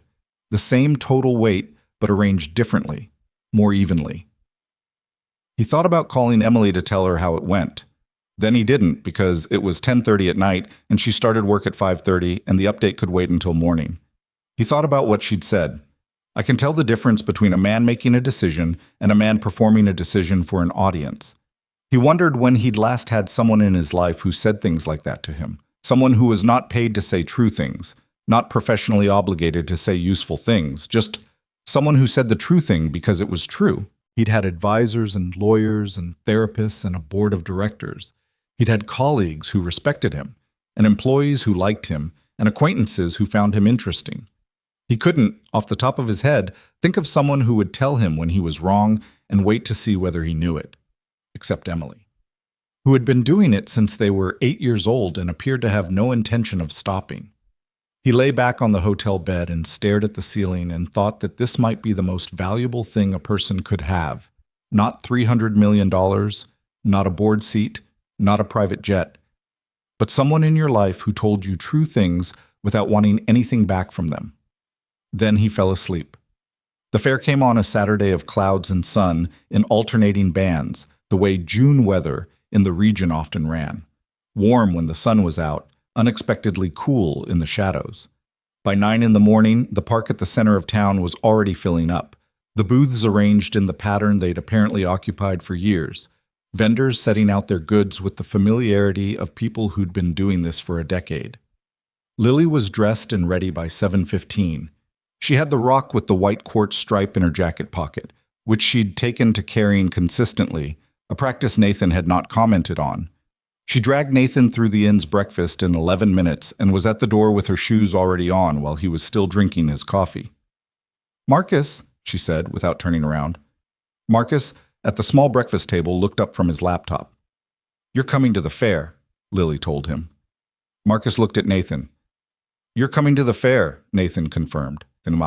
Marcus closed his laptop with the expression of a man for whom this was not exactly what he'd planned, and also was completely fine.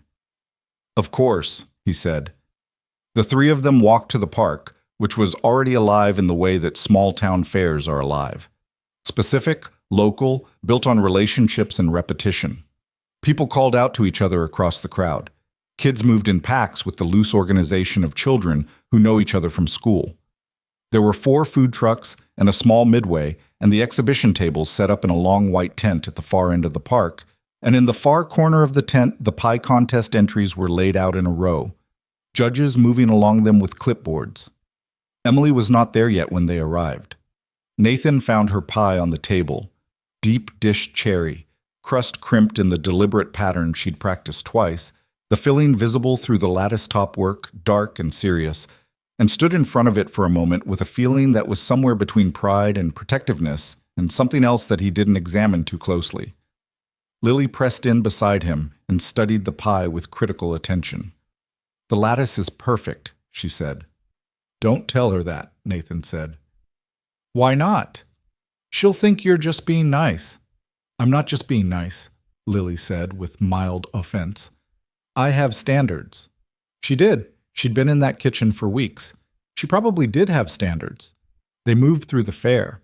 Marcus, freed from his professional mode by the simple fact of a Saturday and a midway, turned out to have an unexpected talent for the ring toss game, which he won with the systematic precision of someone who had approached it as an engineering problem.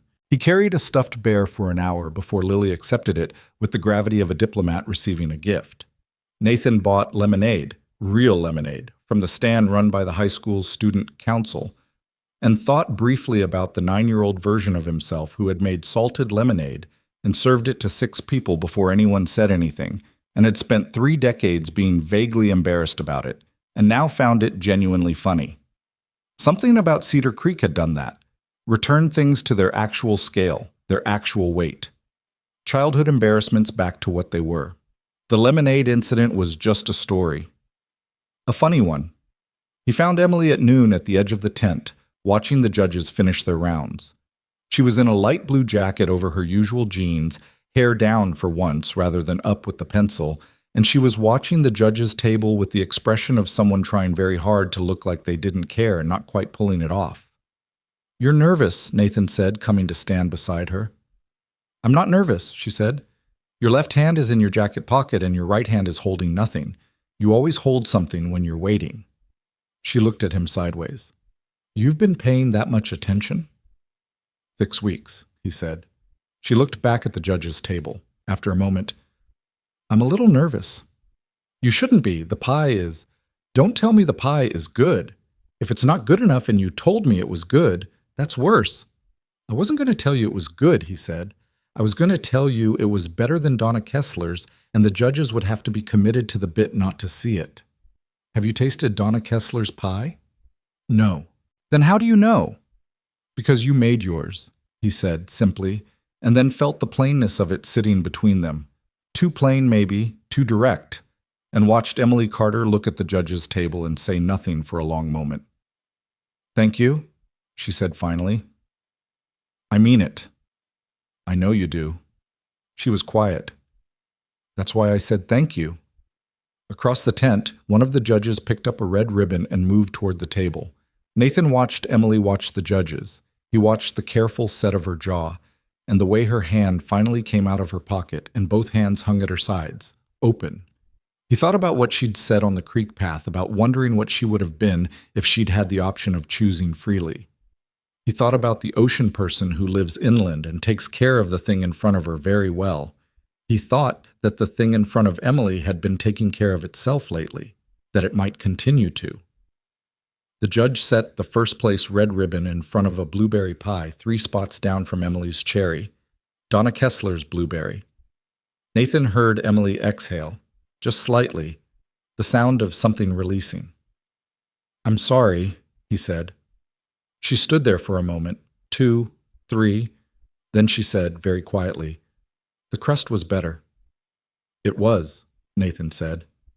Anyone could see that. The filling was better. Yes. I've been making that filling for 20 years. My mother's recipe. I know. She stood there a moment longer. He didn't put his arm around her or tell her it was okay or say any of the things that would have been easier to say. He just stood there beside her and let her feel what she felt without rushing her through it. Then Lily materialized at Emily's elbow, appearing the way children appear, suddenly with no audible approach, and looked at the ribbon situation and at Emily's face and said, Second place? No ribbon, Emily said. Third place gets a ribbon. I didn't get a ribbon. Lily looked at the judge's table, then at Emily.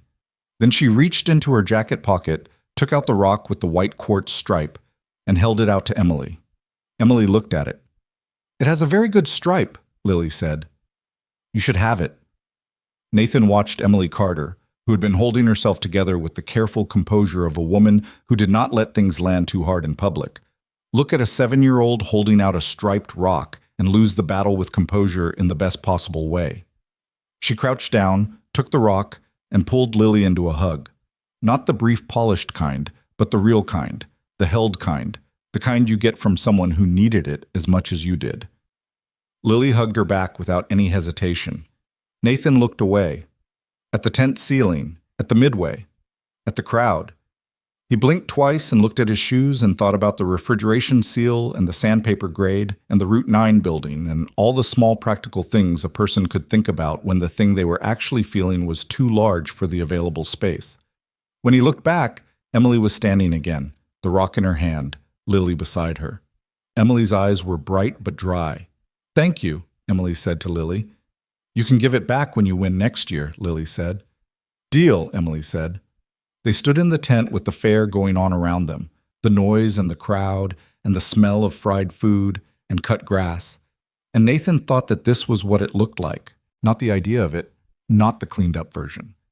This was what it looked like to be part of something, to be woven into the texture of a place and its people, to have a kid who gave away her best rock to someone who needed it, and to have someone who accepted it. He thought he had been building the wrong things for a very long time. Not the company.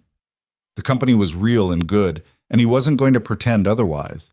But the structure around his life, the way he had arranged everything, so that the important things were always elsewhere, always next, always contingent on something being completed first. He'd been building towards something he kept moving. He was standing in the middle of it right now, and he hadn't needed to build anything to get here. Just come back. Just stay long enough. Later, the 3 of them walked back from the fair in the gold late afternoon light. Lily, between Nathan and Emily, Marcus behind with the stuffed bear under his arm. Lily was talking about the pie contest, her analysis of where it had gone wrong, which involved a detailed critique of the judging criteria that she had apparently formulated during the awards portion. The crust matters more than filling in a classic cherry, she said seriously. Any expert would know that. The judges weren't experts. Or they liked blueberry better, Emily said. Blueberry is inferior, Lily said. That's a strong position. Strong positions are usually right, Lily said, and looked up at Nathan with the expression of a child confirming her own thesis. Don't look at me, Nathan said. You taught me that, Lily said. I have no memory of that. You said it to Marcus about the meridian thing. Marcus, 3 steps behind them, made a sound that was carefully not a laugh. Emily looked at Nathan. "Kids," Nathan said, "absorb more than you think." "I know," Emily said, and there was something in the way she said it, looking at Lily, who had gone back to her pie critique, that was not a simple statement. That was a woman who had been thinking about something for a while and was still thinking about it. Something that had started maybe when a 7-year-old handed her a rock and held on. Nathan didn't say anything about that either. There were things that were still developing, things that needed the time they needed. He'd spent 14 years trying to move faster than the process, and it had cost him more than he wanted to calculate. He was done rushing things that needed to be slow. The board meeting happened on a Thursday, conducted over a video call that Nathan took from the inn's small business room. A windowless space with a printer that didn't work and a whiteboard that had apparently been written on in permanent marker at some point and imperfectly erased. He wore a jacket over the shirt he'd been wearing all morning. He did not put on a tie. Richard Holt opened the meeting with the careful neutrality of a man managing multiple agendas simultaneously, which Nathan had always respected about him, even when it was directed against him. The board members present, 7 in Chicago, 2 dialing in from other cities, listened to Davies' Meridian summary with the attentiveness of people who had money in the outcome. Davies had closed the deal. 90% of the original terms, slightly modified structure, fully executed. The number on the final contract was $280 million, not $300, and the board accepted this with the pragmatism of people for whom $280 million was an acceptable outcome. The second item on the agenda was Nathan. Not listed that way, of course. Listed as leadership continuity and operational structure, which was the formal language for a conversation about what happened when the person who built the company wasn't in the building. Nathan let them make their points. Diane Chu, who was sharp and fair and had been on the board for 6 years, said that the company needed defined protocols for Nathan's absence. Not criticism, she said, just structure. Warren Gill, who had been the loudest voice for Nathan's return, said that founder-led companies had specific vulnerabilities when the founder was distracted, and used the word distracted with the precision of a man who had chosen it carefully. Nathan noted the word and did not react to it. He made his proposal cleanly, the way he'd made every presentation for 14 years. This is the situation, this is the solution, this is what it requires. A restructured operational tier. Davies elevated to COO with full day-to-day authority. Monthly board calls instead of weekly. Nathan available for strategic decisions, major acquisitions, external relationships. In residence in Cedar Creek for the next 6 to 8 months, working remotely, travel as needed. 6 to 8 months, Warren Gill repeated. At minimum, Nathan said. And after that? We'll see, Nathan said. This was not the answer Warren Gill wanted. It was, however, the honest one, and after a pause that lasted long enough to be meaningful, the board accepted the restructuring with conditions. Formal documentation within 30 days, a performance review of the new structure at 6 months, Nathan in Chicago for the Q4 strategic planning session in October. Nathan agreed to all of it. The call ended at 11:15. He sat in the windowless business room for a few minutes after the screen went dark, not doing anything in particular, just sitting with the fact of what had just happened. The company was still his. The terms had shifted. The shape of things going forward was different from the shape they'd been before, and different from anything he'd planned when he drove into Cedar Creek 8 weeks ago looking for a town that remembered him before the money. He took off the jacket, hung it on the back of the chair, and went to the bakery. Emily was between the morning rush and the afternoon prep, wiping down the display case with a cloth that had seen better days. She looked up when he came in. "How'd it go?" she asked. "Kept my company," he said. "Changed how I run it." She studied him for a moment. "You okay with that?" He thought about it honestly, the way she'd trained him to. "Yeah," he said. "I am." She nodded once, went back to the display case. "There's coffee. The good batch, not the one I make when I'm rushing." He poured himself a cup and sat at the counter and watched her work, and the morning went on around them, and it was ordinary in every way, and he thought that ordinary was a thing he'd underestimated for most of his adult life. 2 weeks later, Nathan bought the building on Route 9. The sale closed quietly, routed through a holding company that kept his name off the paperwork until the ink was dry. He'd done this partly from habit. He'd always moved quietly on acquisitions, believing that attention inflated price, and partly because he didn't want Cedar Creek's reaction to the purchase to be about Nathan Sterling, the billionaire, doing a charity project. He wanted the conversation to be about the project itself. He told Emily the day after the sale closed, on a Tuesday morning in the bakery, because she was going to hear about it from Harold within 48 hours regardless, and he preferred she hear it from him. She stopped what she was doing when he told her. "The Route 9 building," she said. "Yes." "The old hardware store." "Right." She looked at him with an expression he'd learned to read as Emily processing information at a speed faster than she was showing. "What are you going to do with it?" He laid it out. The apprenticeship program concept, the conversations with Dr. Reyes and Vic Caruso, the foundation funding structure, the plan to bring in 3 or 4 instructors and open in phases, starting with trades and culinary and expanding from there. Emily was quiet for a long moment after he finished. "Culinary," she said. "There's a space in Cedar Creek for it," he said carefully. "Qualified instruction in culinary skills, bakery, restaurant prep, food business, things that could keep people here who want to stay, or give them real credentials if they go." She turned back to her work.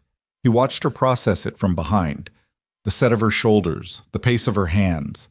She was thinking hard, and he had the sense that she was also feeling something about it that she wasn't ready to name yet. "I'm not doing this for you," he said, the same thing he'd said about the board decision, because it kept being true and kept needing to be said. "I mean, you're part of why I understand what Cedar Creek needs, but the program isn't about your bakery, it's its own thing." "I know," she said. "I'm not—" She paused. "It's a good idea, Nathan. It's a real good idea." "I know you know that. I just wanted you to—" "I know," she said again, softer this time. "Thank you for telling me before Harold did." "I figured I had about 36 hours. 24, she said. "He gets coffee at Alderman's on Tuesdays. Linda Henderson tells him everything." They worked through the morning in the particular companionable rhythm they'd built over 8 weeks, handing things off without needing to explain, navigating the kitchen's geography without bumping into each other, filling in the silences without anxiety. Nathan had stopped noticing the strangeness of it. A man who ran a multi-division holding company standing in a small-town bakery kitchen learning to make proper bread, because it had stopped being strange. It was just where he was. Around midday, his father's friend came in. Nathan recognized him immediately despite the years. Joe Abrams, who had been Thomas Sterling's closest friend and who had been at the edge of Nathan's life in a way that was connected to everything painful from that period. Joe was 70 now, white-haired and slower in his movements, and he came in for a muffin and a coffee the way he apparently always did on Tuesdays, and stopped when he saw Nathan behind the counter. There was a moment of assessment on both sides. "Nathan Sterling," Joe said. "Joe," Nathan said. Joe set his wallet on the counter, a gesture that said he intended to stay and was deciding whether that was going to be comfortable. "I heard you were in town. About 2 months now. Your father would have been—" Joe stopped, recalibrated. He would have had something to say about it. "He would have had a lot to say about most things," Nathan said. "That was always true?" Joe looked at him steadily. He was the kind of man who had watched a lot of things happen and had reached the age where he could say so plainly. "You didn't come back for the funeral," he said. "No," Nathan said. "I didn't." "He asked about you," Joe said. "Not at the end. Before that. When he still could." Nathan held Joe's gaze and felt the specific weight of that sentence, not as an accusation, which it wasn't, but as information that had no comfortable resting place. He'd known, in the abstract, that his father had declined over a year before he died. He'd known it the way you know things from a distance, where the knowledge sits without being fully felt. "I know," Nathan said. Joe nodded slowly. He picked up his wallet. "I'm not saying it to make you feel bad," he said. "I'm saying it because I think you already feel bad, and I've been watching you be here for 2 months, and I thought you should hear from someone that—" He paused. "That you showing up now means something too, even if it's late." He ordered his muffin and his coffee and paid, and went to a corner table with his newspaper, and Nathan stood at the counter and breathed carefully for a moment. Emily, who had been in the back and had caught enough of it coming through the pass-through, appeared in the kitchen doorway and said nothing, just looked at him for a moment. "I'm okay," he said. "I know," she said. "Joe's a good man." "Yeah," Nathan said. "He is." He went back to the prep counter, and they kept working, and after a while it was okay the way things eventually become okay when you let them sit without fighting them. That evening, Nathan drove out to the cemetery at the edge of town. He'd been putting this off since he arrived, in the way that you put off things that require you to be somewhere you don't have a defense prepared for. He went alone, leaving Lily with Marcus, not telling anyone where he was going. His father's grave was in the older section, a simple headstone. Thomas William Sterling, dates, no quote. Nathan's mother was beside him, her headstone slightly greener with age since she'd been there longer. He stood between them for a while. He didn't talk out loud. He wasn't that kind of person, and he didn't think his parents had been that kind of people either. He just stood there in the early evening with the grass long around the stones and the light going and felt the full weight of the years and the distance and the choices that couldn't be undone. He'd built $300 million and missed his father's last years and his father's funeral, and had justified it to himself in 100 ways that were all technically true, and none of which, standing here now, felt like enough. He stayed for 20 minutes. On the walk back to the car, he called his therapist in Manhattan. She answered on the third ring, which surprised him. He usually left messages. "Nathan," she said, "it's been a few weeks." "I know," he said. "I went to see my father's grave today." A pause. "How are you?" "Complicated," he said. "But okay, the complicated kind of okay." "Tell me," she said, and he talked to her for 40 minutes while he drove back to town. And it was the most honest conversation he'd had with her in 2 years of sessions. And when it ended, she said, "It sounds like you're doing the thing." "What thing?" "The thing I kept trying to get you to do," she said, "stopping long enough to be somewhere." "It took a piece of purple crayon and a promise I don't remember making," he said. "Most important things start like that," she said, messily, accidentally. He went back to the inn and checked on Lily, who was asleep with a library book on her face. She'd gotten a library card 2 weeks ago, her own idea, presented to Nathan with the card itself as evidence of the accomplishment, and sat beside her bed for a while in the dark. He thought about his mother, who had died when he was 8 years old on his birthday, which was why he'd written that promise. He understood now. He'd been at school, confused about why his birthday felt like the worst day of his life instead of the best. And Emily had shared her lunch with him and hadn't asked questions. And at some point during recess, he'd found the piece of notebook paper and the purple crayon and had written something that was probably not specifically about marriage, not at age 8, but about the thing that marriage was a word for: permanence, staying, the person who doesn't leave. He'd been looking for that since he was 8 years old. He'd spent 14 years running from the place that had it. The renovation on the Route 9 building started in August, 6 weeks after the purchase closed. Nathan hired a local contractor, a woman named Sue Briggs, whose company had done most of the significant work in Cedar Creek for the past decade, and whose assessment of the building's bones had been reassuringly undramatic. "Structure's good," Sue had said, walking him through the space with a flashlight. "Electrical needs total replacement. Plumbing's survivable, but you'll want to budget for it. Everything else is cosmetic." She'd paused at the large back room that had been the hardware store's stock area. "This'll make a good shop space. High ceiling, good natural light if you put the windows in right." "That's the trade's workshop," Nathan said. "Then yeah," Sue said. "That'll work." The first day of demolition, Nathan brought Lily to watch, which she'd specifically requested. She stood in the parking lot in her jacket with the rock. Emily had given it back at some point, and Lily had accepted the return with the solemnity of a thing being put back in its rightful place, and watched Sue's crew take out the boarded windows with the focused attention she brought to all processes that involved tools. "Is this yours?" Lily asked, looking at the building. "Technically, yes," Nathan said, "but not like the bakery is Emily's." He looked at her. "What do you mean?"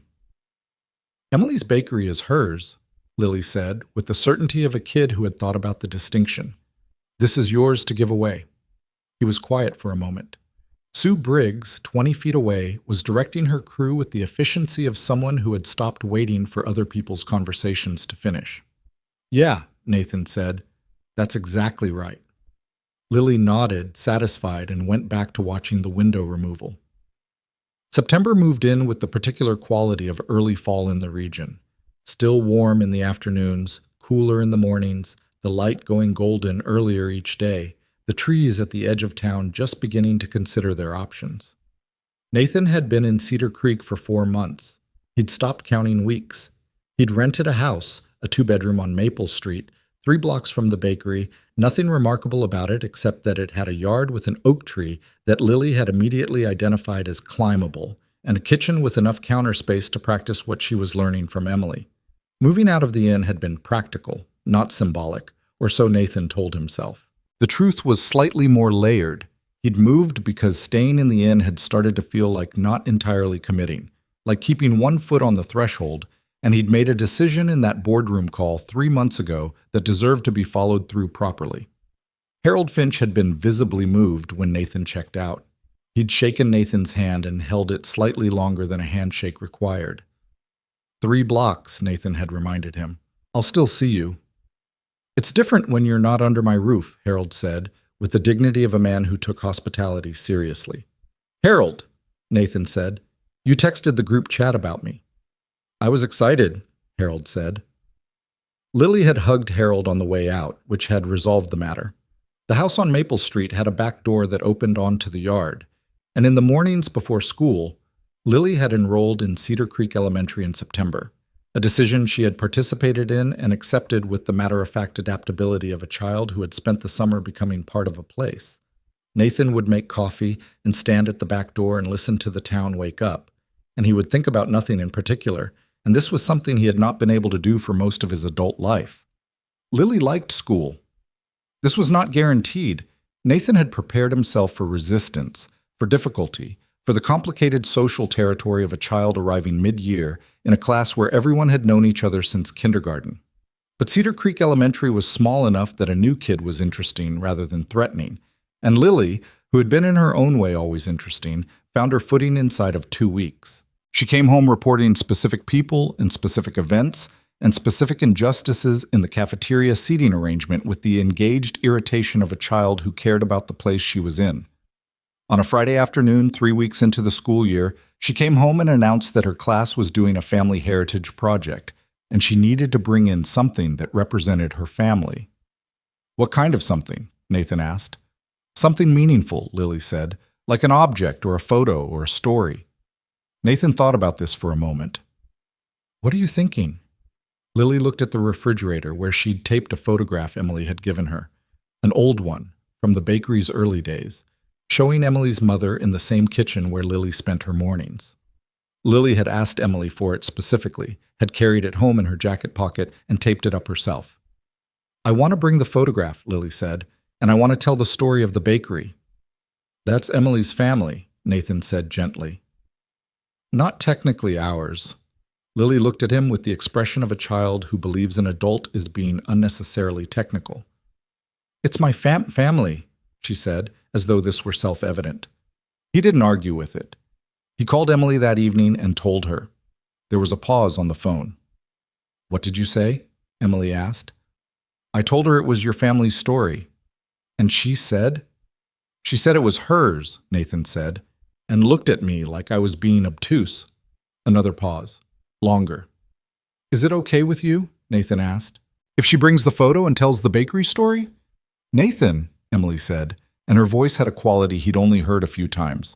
Quieter than usual, the careful neutrality gone, something underneath it that she wasn't trying to hide. "Of course it's okay. She can have the photograph forever if she wants it." "She might want it forever," Nathan said. "I know," Emily said. They stayed on the phone for a moment without talking, which was something they'd started doing, not hanging up immediately, letting the silence be part of the conversation. And Nathan stood in his kitchen on Maple Street with the phone against his ear and the sound of Lily moving around upstairs and the particular September dark outside the window. "Emily," he said. "Yeah. I need to tell you something." A beat. Okay. Not on the phone, he said. Tomorrow. Can you give me 10 minutes tomorrow before opening?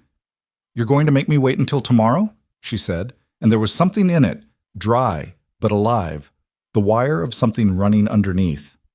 Yes, he said. Okay, she said. 10 minutes before opening. Don't be late. He was not late. He was there at 6:19 and the bakery lights were already on, and Emily opened the door before he could knock with the expression of someone who had been waiting and was not going to say so. She had coffee ready. 2 cups, on the counter, which told him she'd decided this was going to be a seated conversation. He sat. She sat across from him, not behind the counter, across from it, which was different. She'd given them the same side of the equation. He looked at her. I moved here, he said. I know you moved here, she said. You're on Maple Street. I moved here, he said.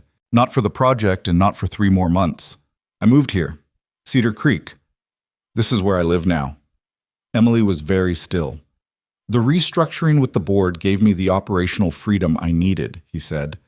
The house is a rental for now, but I've been looking at properties, not to buy immediately, just looking, because I need to know what I'm committing to before I commit to it. Lily's in school. I've got work building with the Route 9 project. He stopped, looked at his coffee cup. This is where I want to be. Because of Cedar Creek, Emily said. It wasn't quite a question and wasn't quite a statement. Because of Cedar Creek, he said, and because of you. She was quiet. Outside, a car passed on Main Street. I'm not saying that to pressure you, he said quickly. I need you to know that. This isn't a move that requires anything from you. I'm not telling you because I want something back tonight. I'm telling you because I've been not telling you for 4 months, because I was worried about the pressure of it, and not telling you was starting to feel dishonest. Emily looked at him for a long moment. He made himself hold the look, not look away, because this was the thing you did when you meant it. You held the look. You've been here 4 months, she said. Yes. And you're not leaving. No. She stopped, started again. Nathan, I need you to understand something. I've had people leave, my sister, my mom, you, before. She pressed her lips together. I don't do well with people who leave. I know She shook her head. I know how that sounds. It sounds like someone who's been burned enough to be careful, Nathan said. It sounds completely reasonable. I'm not asking you to prove anything, she said. I'm just telling you what it is, what it means for me. I know, he said. I'm not asking you to trust it tonight. I'm just telling you the truth so you have it. She looked at her coffee cup. He looked at his. Outside, the town was finishing its process of waking up. The distant sound of someone opening a shop gate, a truck on the highway half a mile off, a dog somewhere. I have feelings for you, Emily said, at the counter in her bakery at 6:23 in the morning. In the plain way she said everything true. I've had feelings for you since you came back, probably. She stopped. Probably for longer than that, but that's not useful information right now. It's useful to me, Nathan said. It doesn't change where we are, she said, which is, I have feelings and I'm scared and I need more time. Those things are all true at once. Okay, he said. Okay? You're not saying no, he said. You're saying not yet. That's different. She looked at him. I can do not yet, he said. I've been here 4 months and I'm not leaving. Not yet is fine. Something in her expression shifted to, not dramatically, not a transformation, just the small movement of something that had been held tight, releasing a degree of its tension. She picked up her coffee cup. You're better at this than I expected, she said. At what? Waiting, she said. The version of you I remember was not good at waiting. The version of me you remember was 18 and an idiot, Nathan said. You were, she agreed, without malice, and got up to start the morning prep. And he got up and went to the sink and started on the dishes, and the bakery opened at 6:30 with both of them in it, which was how the mornings worked now. October brought the Route 9 project to its first visible milestone. The exterior of the building cleaned up, new windows installed, the parking lot repaved, The sign above the door reading Cedar Creek Skills Center in clean navy letters that Sue Briggs's crew had put up on a Tuesday morning while Vic Caruso stood in the parking lot with his hands in his pockets, looking at it with the expression of a man deciding whether something was real. "It's real," Nathan told him, which was what Vic had said to him 6 months ago when Nathan had asked if he could run the program. Vic looked at him sideways. "You remember that." "I remember everything people tell me when they have conditions," Nathan said. Vic almost smiled. "Interior finishes another 3 weeks?" "Sue says 2, which means 3, Nathan said. "Good contractor," Vic said. "Honest timeline." The soft opening was set for November. Limited enrollment, the first cohort of 12 students, 3 instructors including Vic. Dr. Reyes had sent home information to the high school families 2 weeks prior and had been met with a response that surprised even her. 43 inquiries for 12 spots. She called Nathan to tell him. "That's 3.5 times your capacity," she said. "For the first cohort," he said. "We scale from there." "You're going to need a second building," she said.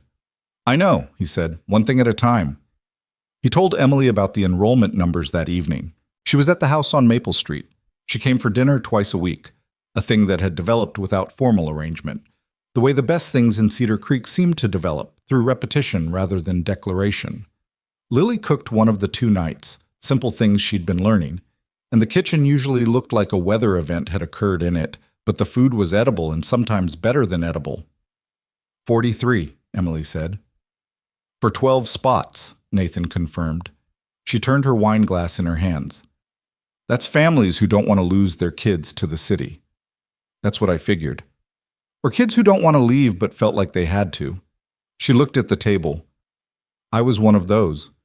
I just had a different reason to stay. I know, Nathan said. That's why I built it. She looked at him. Not just you, he said, but people like you. People who should have had the option of choosing instead of just, he shrugged, instead of it being the only thing that made sense. It was her own words. She recognized them and said nothing for a moment, and Lily came out of the kitchen with 3 bowls of something she'd been working on, a soup, ambitious, involving corn and potato and an amount of black pepper that Nathan would have questioned if he'd known about it in advance, and set them on the table with the focused pride of a cook presenting work they believe in. Taste it first, Lily said, and then tell me if it needs salt. They tasted it. Salt, Nathan and Emily said simultaneously. Lily nodded seriously. I thought so, but I wanted confirmation. She went back to the kitchen. Nathan and Emily looked at each other across the table, and Emily made the sound, the real laugh, the one with the crack in it, the one that only came out when she wasn't managing it, and Nathan thought that this was the table he wanted to be at. This specific one, with the imperfect soup and the wrong amount of pepper, and the 7-year-old in the kitchen consulting herself about salt. Not perfect.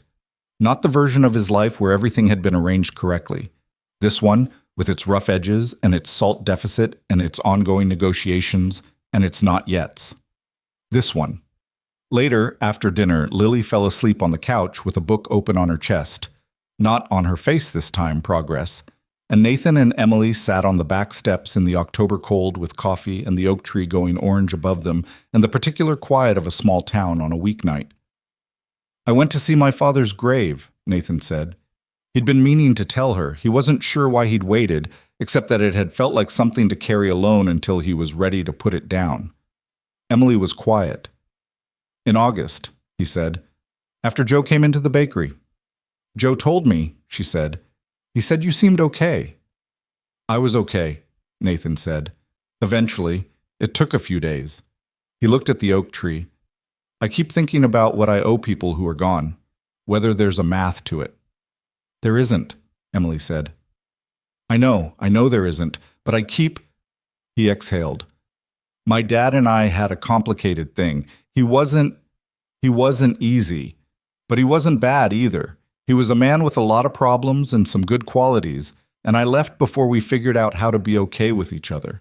And now I can't fix it. I can just... He stopped. I can just make sure I don't do the same thing with the people who are still here. Emily set her coffee cup on the step beside her. She reached over and put her hand on top of his. Not the light momentary touch she'd done before. In the bakery, the wait, give her a minute hand. This was deliberate. This was staying. He turned his hand over under hers. They sat in the cold with the coffee and the oak tree and the sleeping child inside, and the town making its quiet sounds around them.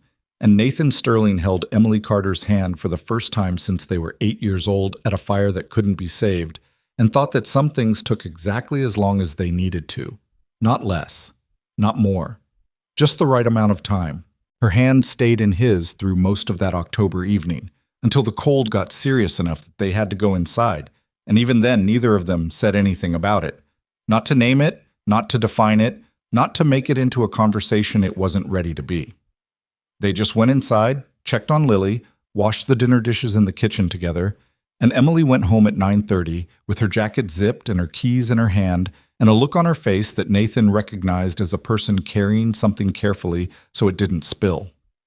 He stood at the front door and watched her walk down Maple Street until she turned the corner, and then he went back inside and stood in his kitchen for a while doing nothing in particular. Not yet, she'd said. He'd said he could do not yet. He meant it. That was the thing about meaning something. It didn't come with a timer or an expiration. It just sat there being true while the days moved around it. And the days moved. November came in cold and gray, and the Skills Center opened its doors to its first cohort of 12 students on a Tuesday morning that Vic Caruso would later describe, to anyone who asked, as the best Tuesday of his professional life. Nathan was there, but not in the way of a man receiving credit.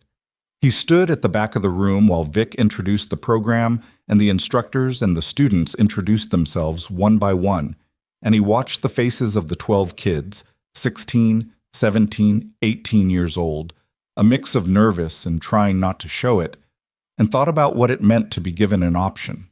Not pushed toward a door, not told what you'd be good at, not handed a path and told to walk it, just given the option to try a thing, to be competent at it, to see whether it was yours. He thought about Lily saying, "This is yours to give away." She'd been right about that. The best things he'd done in Cedar Creek had been the ones he'd given away. The time, the attention, the willingness to show up without an agenda. The Skills Center was that, at scale. After the students filed into their first sessions, Dr. Reyes found him near the door. "You didn't say anything," she said, meaning the opening. "Vic said everything that needed saying," Nathan said. She looked at him with the assessment of a woman who had been in education long enough to know the difference between people who built things for the credit and people who built them for the thing. "The second cohort applications open next month," she said. "We already have 11 inquiries." "Scale from there," Nathan said. "You said that before." "I meant it both times." She smiled, the quick, real kind, and went to check on her students. Emily came by the Skills Center that afternoon, after she'd closed the bakery. Nathan wasn't surprised. Cedar Creek was small, and she'd known about the opening, and she was too interested in the town not to look. He was in the back workshop with Vic when he heard her voice in the front room, talking to one of the other instructors, and he stayed where he was and let her look around without making it about him. When she found him in the workshop, she stood in the doorway and looked at the space. The benches, the tools mounted neatly on their boards, the clean smell of new wood and machine oil, and said nothing for a moment. "It's good," she said. "It works," he said, which was his version of the same thing. She walked into the room slowly, the way you walk through a space you're reading. She ran a hand along one of the workbenches. "Sue Briggs did good work. She always does," he said. Emily stopped at the far wall where Vic had put up a simple board with the program's stated purpose written in block letters. Not a mission statement, which Nathan had specifically said he didn't want, but a plain sentence. "This is a place to learn something real." Below it were 8 photographs of Cedar Creek as it had been, spanning decades. The factories, the farms, the main street at different points in its history, the people who had built and worked and stayed. Emily looked at the photographs for a long time. "My mother's in one of these," she said. Nathan came to stand beside her. Emily pointed.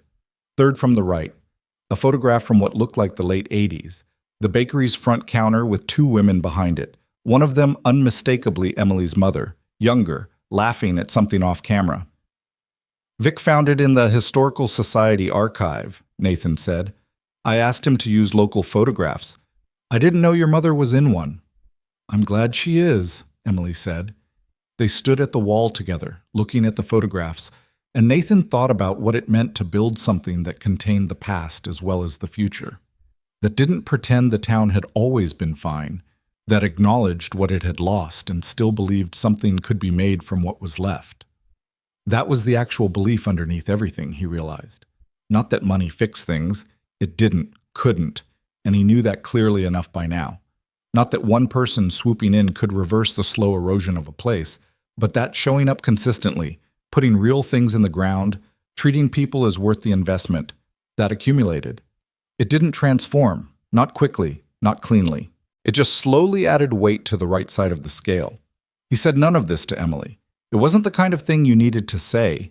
She was standing in the room, and she could see it, and she was the smartest person he knew, and she understood it already. She left at 5 to prep for the next morning's early batch, and Nathan stayed to help Vic lock up, and the town went on into its November evening. The weeks between November and the following spring were the most ordinary of Nathan's adult life, and he did not mean that as a complaint. Ordinary had become, he'd discovered, the thing he'd been trying to buy for 14 years without knowing it was what he was trying to buy. The morning walks to the bakery, Lily at the kitchen table doing homework with her tongue pressed between her teeth in concentration.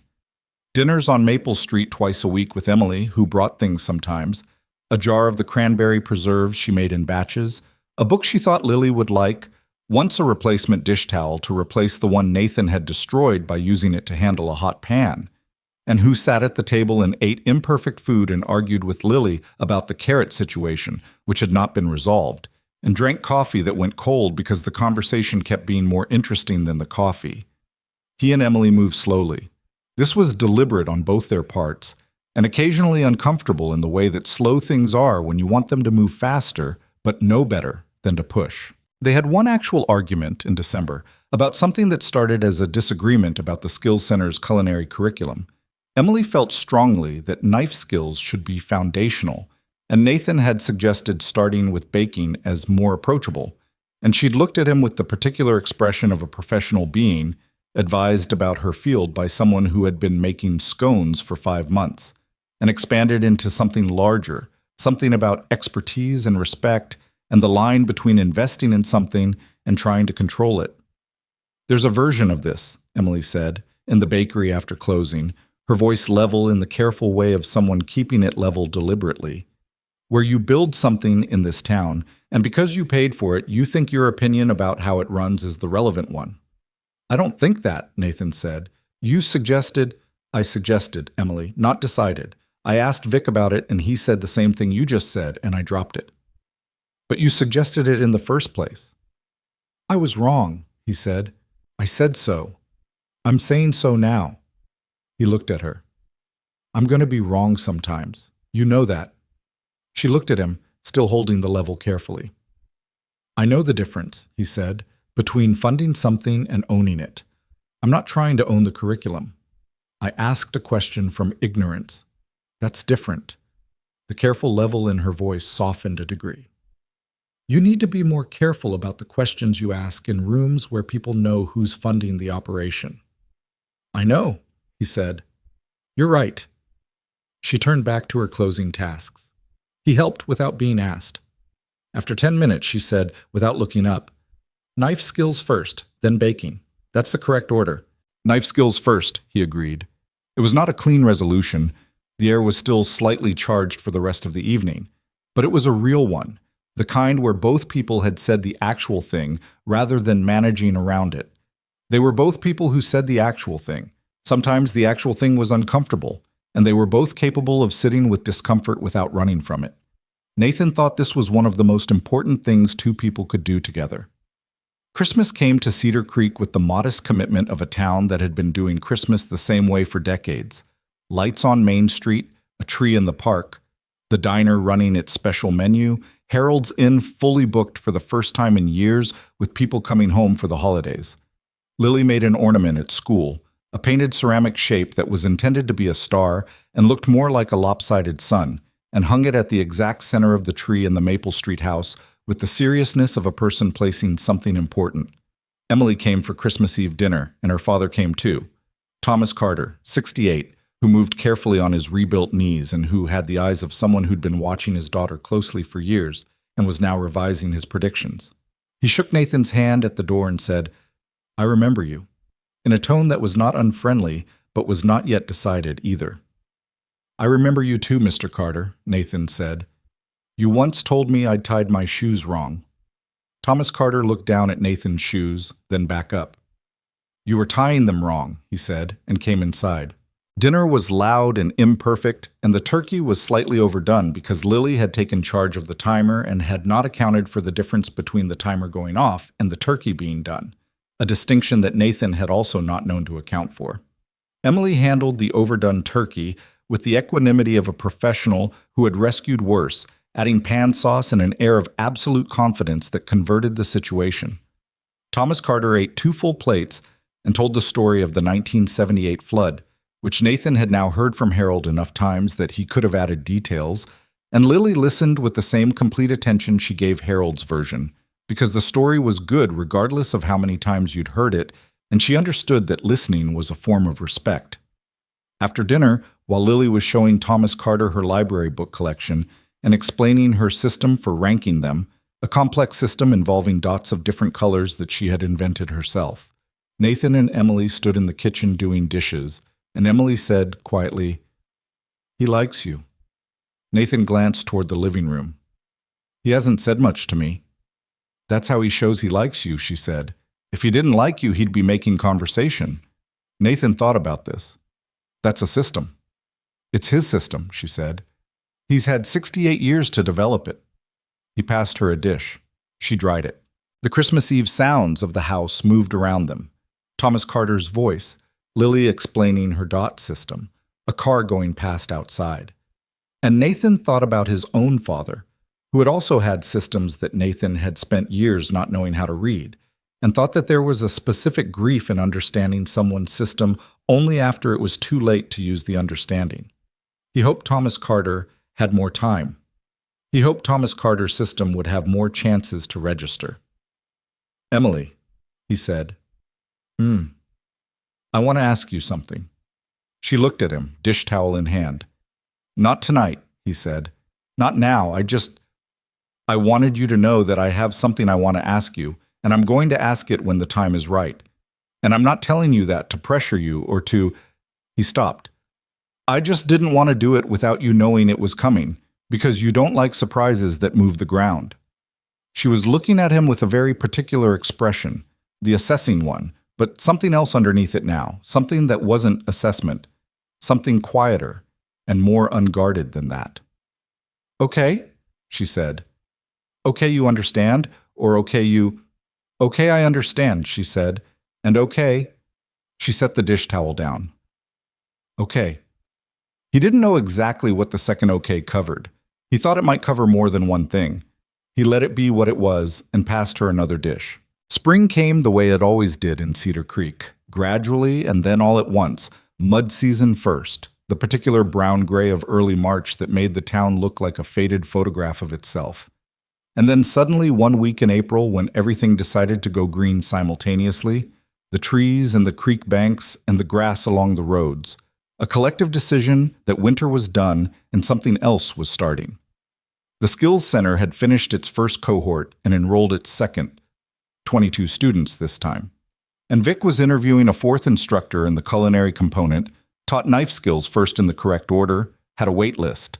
Sue Briggs had been contracted for a modest expansion to the workshop space. Dr. Reyes sent Nathan a data summary at the end of the first academic year that showed 14 of the initial 12 cohort students either employed locally or enrolled in further training, and 2 who had gone to programs in the city with certifications that hadn't existed for them before. 14 of 12, Nathan said when she gave him the number. 2 came back to audit the advanced session, Dr. Reyes said. So the denominator is actually 14. He kept the summary in the top drawer of the desk in his home office, which was the smallest room in the Maple Street house and which Lily had painted a color she called Serious Blue on a Saturday in March, getting paint on the floor, and both of them, and which Nathan had decided was the best room in the house. In April, he drove out to the creek. He drove out early, before Lily's school and before the bakery opened, in the pale morning that still had cold in it even though the calendar said spring. He parked on the road and walked the path through the oaks, past the carved initials. NS plus EC, still there, more faded now, but there. And down to the bank where the water ran clear over the same flat gray rocks. He sat on the fallen tree, more rotted now, would probably go in another year or two, and looked at the creek for a while. He thought about his mother, who had died on his birthday, and whose absence had shaped everything that came after. He thought about the 8-year-old who had written a promise in purple crayon because he needed a word for the thing he was looking for, and didn't know any word more specific than the one he'd used. He thought about 14 years of running and $300 million and all the things money could organize and couldn't touch. He thought about Emily saying, "I need to know the thing I built was actually built by me." He thought about Lily's laugh coming back. He thought about a striped rock being offered to someone who needed it more. He thought about his father's grave and Joe Abrams's hand and the handshake across Vic Caruso's kitchen table and Harold Finch's face when they checked out of the inn. He thought about Dr. Reyes's 14 of 12 and the smell of the bakery at 6 in the morning and the way Emily moved in her kitchen, economical and certain, the way she moved through everything she knew and did well. He thought about all of it for a while, sitting on the rotting log above the creek with the spring morning coming up around him. Then he took out his phone and called Emily. She picked up on the second ring. "It's 6:15, she said. "I know. Are you at the bakery?" "Where else would I be at 6:15, sir?" "Can you give me an hour? I'll be there at 7:30. A pause. "What's happening?" "Nothing bad," he said. I want to take you somewhere before the day starts. Can Marcus take Lily to school?" "Nathan, please," he said. A longer pause, then, 7:30, she said, "and bring coffee from the diner, not gas station." "Okay." "The large one." "Okay, Emily." He went to the diner. Ray handed him 2 large coffees without Nathan having to explain in front anything, because Ray had been watching this town for 30 years and had good instincts. Nathan drove to the bakery, and Emily came out at 7:30 in her jacket with flour already on her left sleeve, and she looked at him with the careful assessment she always brought to situations she hadn't fully mapped. "Where are we going?" she asked. "The creek," he said. She got in the car.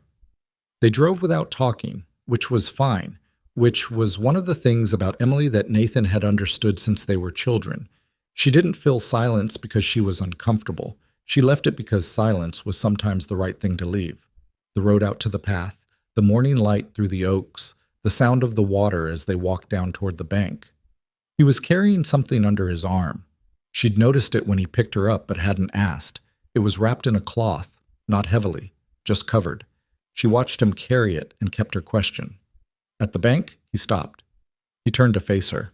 Emily Carter, at 31, stood at the edge of the creek where they'd spent 100 childhood afternoons, with flour on her sleeve and coffee in her hand, and the particular expression of a woman who has spent the past year watching someone try to become the person they were always capable of being and has been paying close enough attention to know whether it took. It had taken. He could see it in the way she looked at him. Not the careful neutral, not the assessment, not the deliberate distance she'd kept for months while things developed at the pace they needed.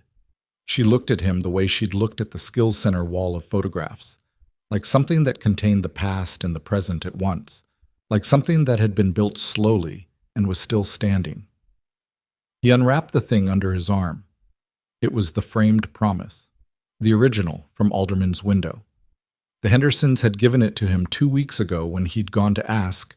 They'd looked at each other and then at him, and Linda Henderson had said, "We thought you'd come for it eventually," and wrapped it herself in the cloth he was still holding. The purple crayon was faded but legible. The misspellings were still there. Bacchus cried. Emily looked at it for a long moment. "I've been thinking about what I wanted to say," Nathan said. "I've written it in my head about 6 times. I had a version that was, I don't know, more eloquent, referenced things, made a case." He looked at the frame in his hands.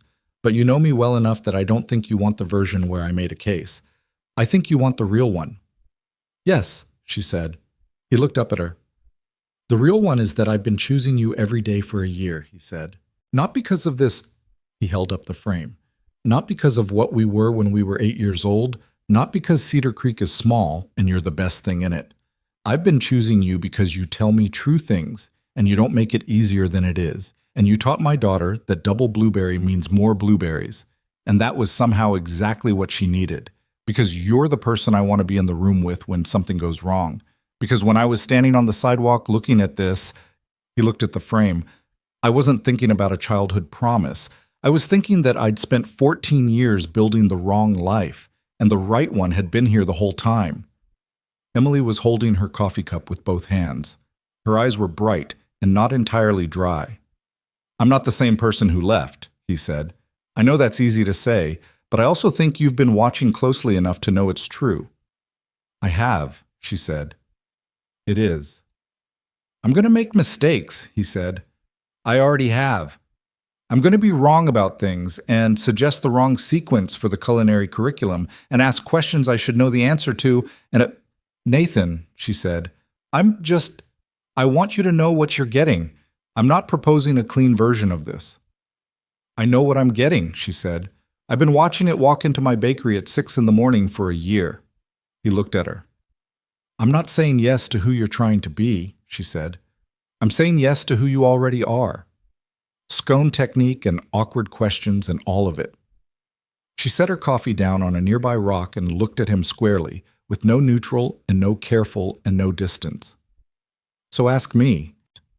He didn't get down on one knee because the creek bank was muddy and the moment didn't require theater. He just stood in front of her and held the frame and said, Marry me, Emily, not because of this, the frame, but because I've spent a year choosing you every single day and I want to keep doing it for every day after this. She was quiet for a moment, a long enough moment that the creek made several inches of progress over its rocks. Then she said, Yes, just that. Simple, direct, hers. The way she said everything true. He put the frame down on the log and they were close enough that stepping forward was barely a step. And when he put his arms around her and she put her arms around him, it wasn't electric or cinematic or any of the things stories make it. It was just right. The specific rightness of something being in its correct place after being somewhere wrong for a very long time. She was cold from the morning and she still smelled like the bakery, and she was not a small woman who fit perfectly against him like something designed. She was a real person with sharp elbows who jabbed one of them into his ribs in the process of this, and they both laughed, and that was better than any version of it that didn't involve the elbow. He pulled back to look at her face. She was crying, just a little, which was the limited way Emily Carter cried. Enough to acknowledge the feeling, not enough to make a scene. Your mascara, he said. I know, she said. Don't. I wasn't going to say anything else. Good. They stood at the creek for a while, his arm around her, her shoulder against him, the April morning finishing its process of becoming itself. The trees were green. The water ran clear. At the oak with the carved initials, a bird was doing something architectural in the higher branches, all industry and intention. Lily's reaction, that evening at the Maple Street house, was characteristic. Nathan had picked her up from school, and they'd made dinner together.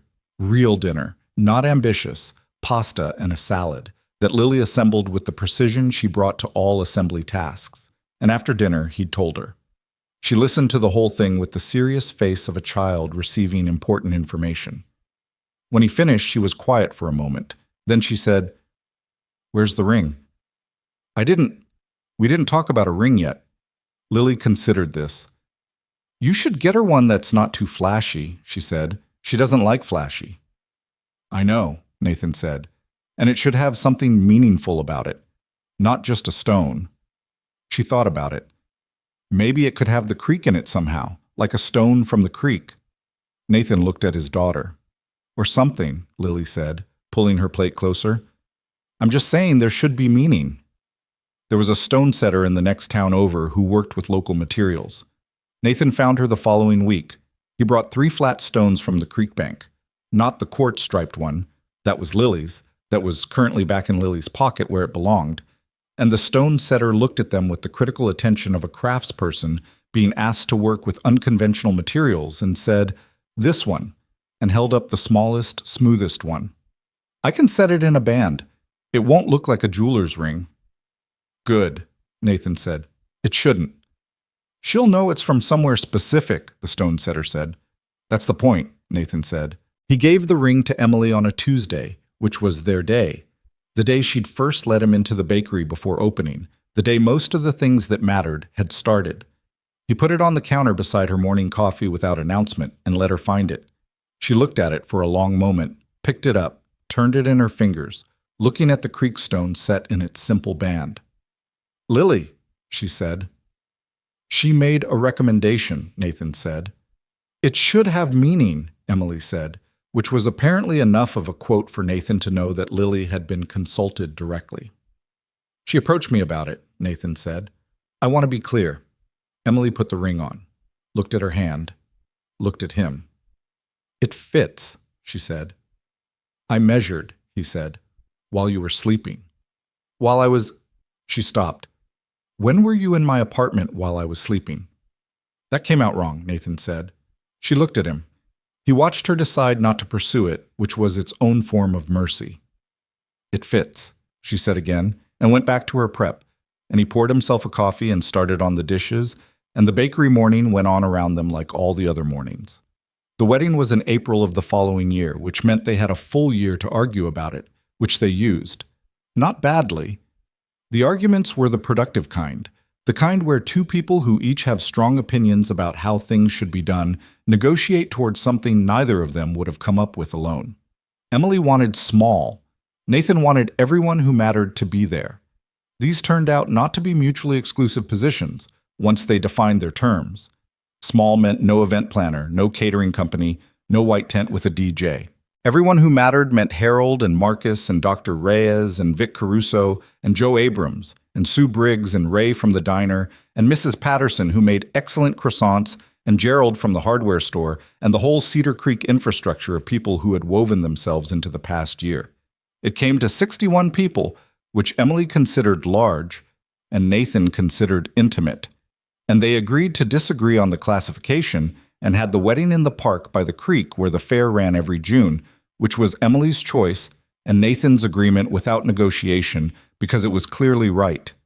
Thomas Carter walked his daughter down the grass path between the folding chairs, moving carefully on his rebuilt knees, with the expression of a man doing the most important thing he'd done in years and knowing it. He shook Nathan's hand at the end of the path and held it for a moment, longer than a handshake required, the way Harold had held it when Nathan checked out of the inn, the way men held things when they meant them without the vocabulary to say so.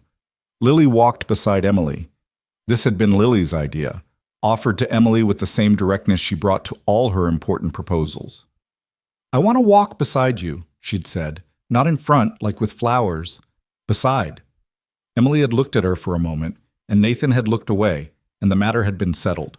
Lily wore a blue dress that she had specifically approved, and navy shoes that she had specifically approved, and the quartz-striped rock in her dress pocket, because she had decided it was a good luck object, and there was no occasion on which it was more appropriate. She walked beside Emily Carter through 61 people standing in the April park, serious and straight and 8 years old, and took her place beside her father at the end of the path with the composure of someone who had practiced and also the bright-eyed alertness of someone for whom this was real, this was actual, this was her life rearranging itself into something better.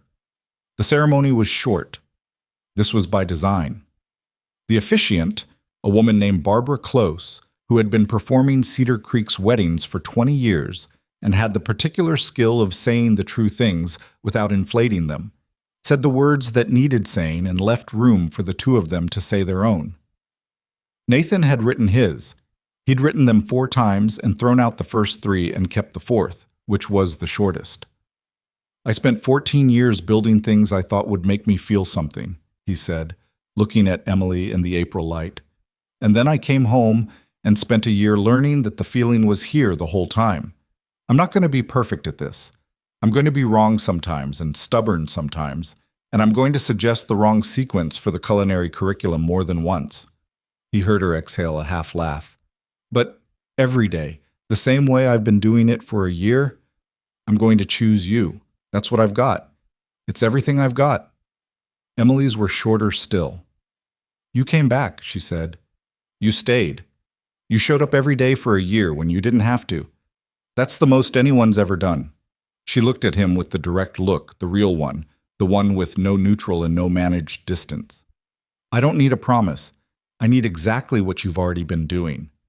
Barbara Close said the words. They said yes to each other. Lily, between them, pressed the rock in her pocket with both hands and looked at the sky with the expression of someone deciding that everything had worked out the way it was supposed to. The party afterward was Cedar Creek at its best, which meant it was loud and slightly disorganized, and the food was extraordinary because Emily had made most of it herself and refused to be talked out of it, and Harold's toast went 7 minutes over the agreed-upon length and included 4 separate references to the group chat which Nathan would have objected to if he hadn't been laughing too hard to speak. Marcus gave a toast that was 2 sentences long, which was perfect. Dr. Reyes danced with Vic Caruso, which surprised everyone, including both of them. Joe Abrams sat in the corner with Thomas Carter, and they talked for 3 hours about nothing Nathan could hear.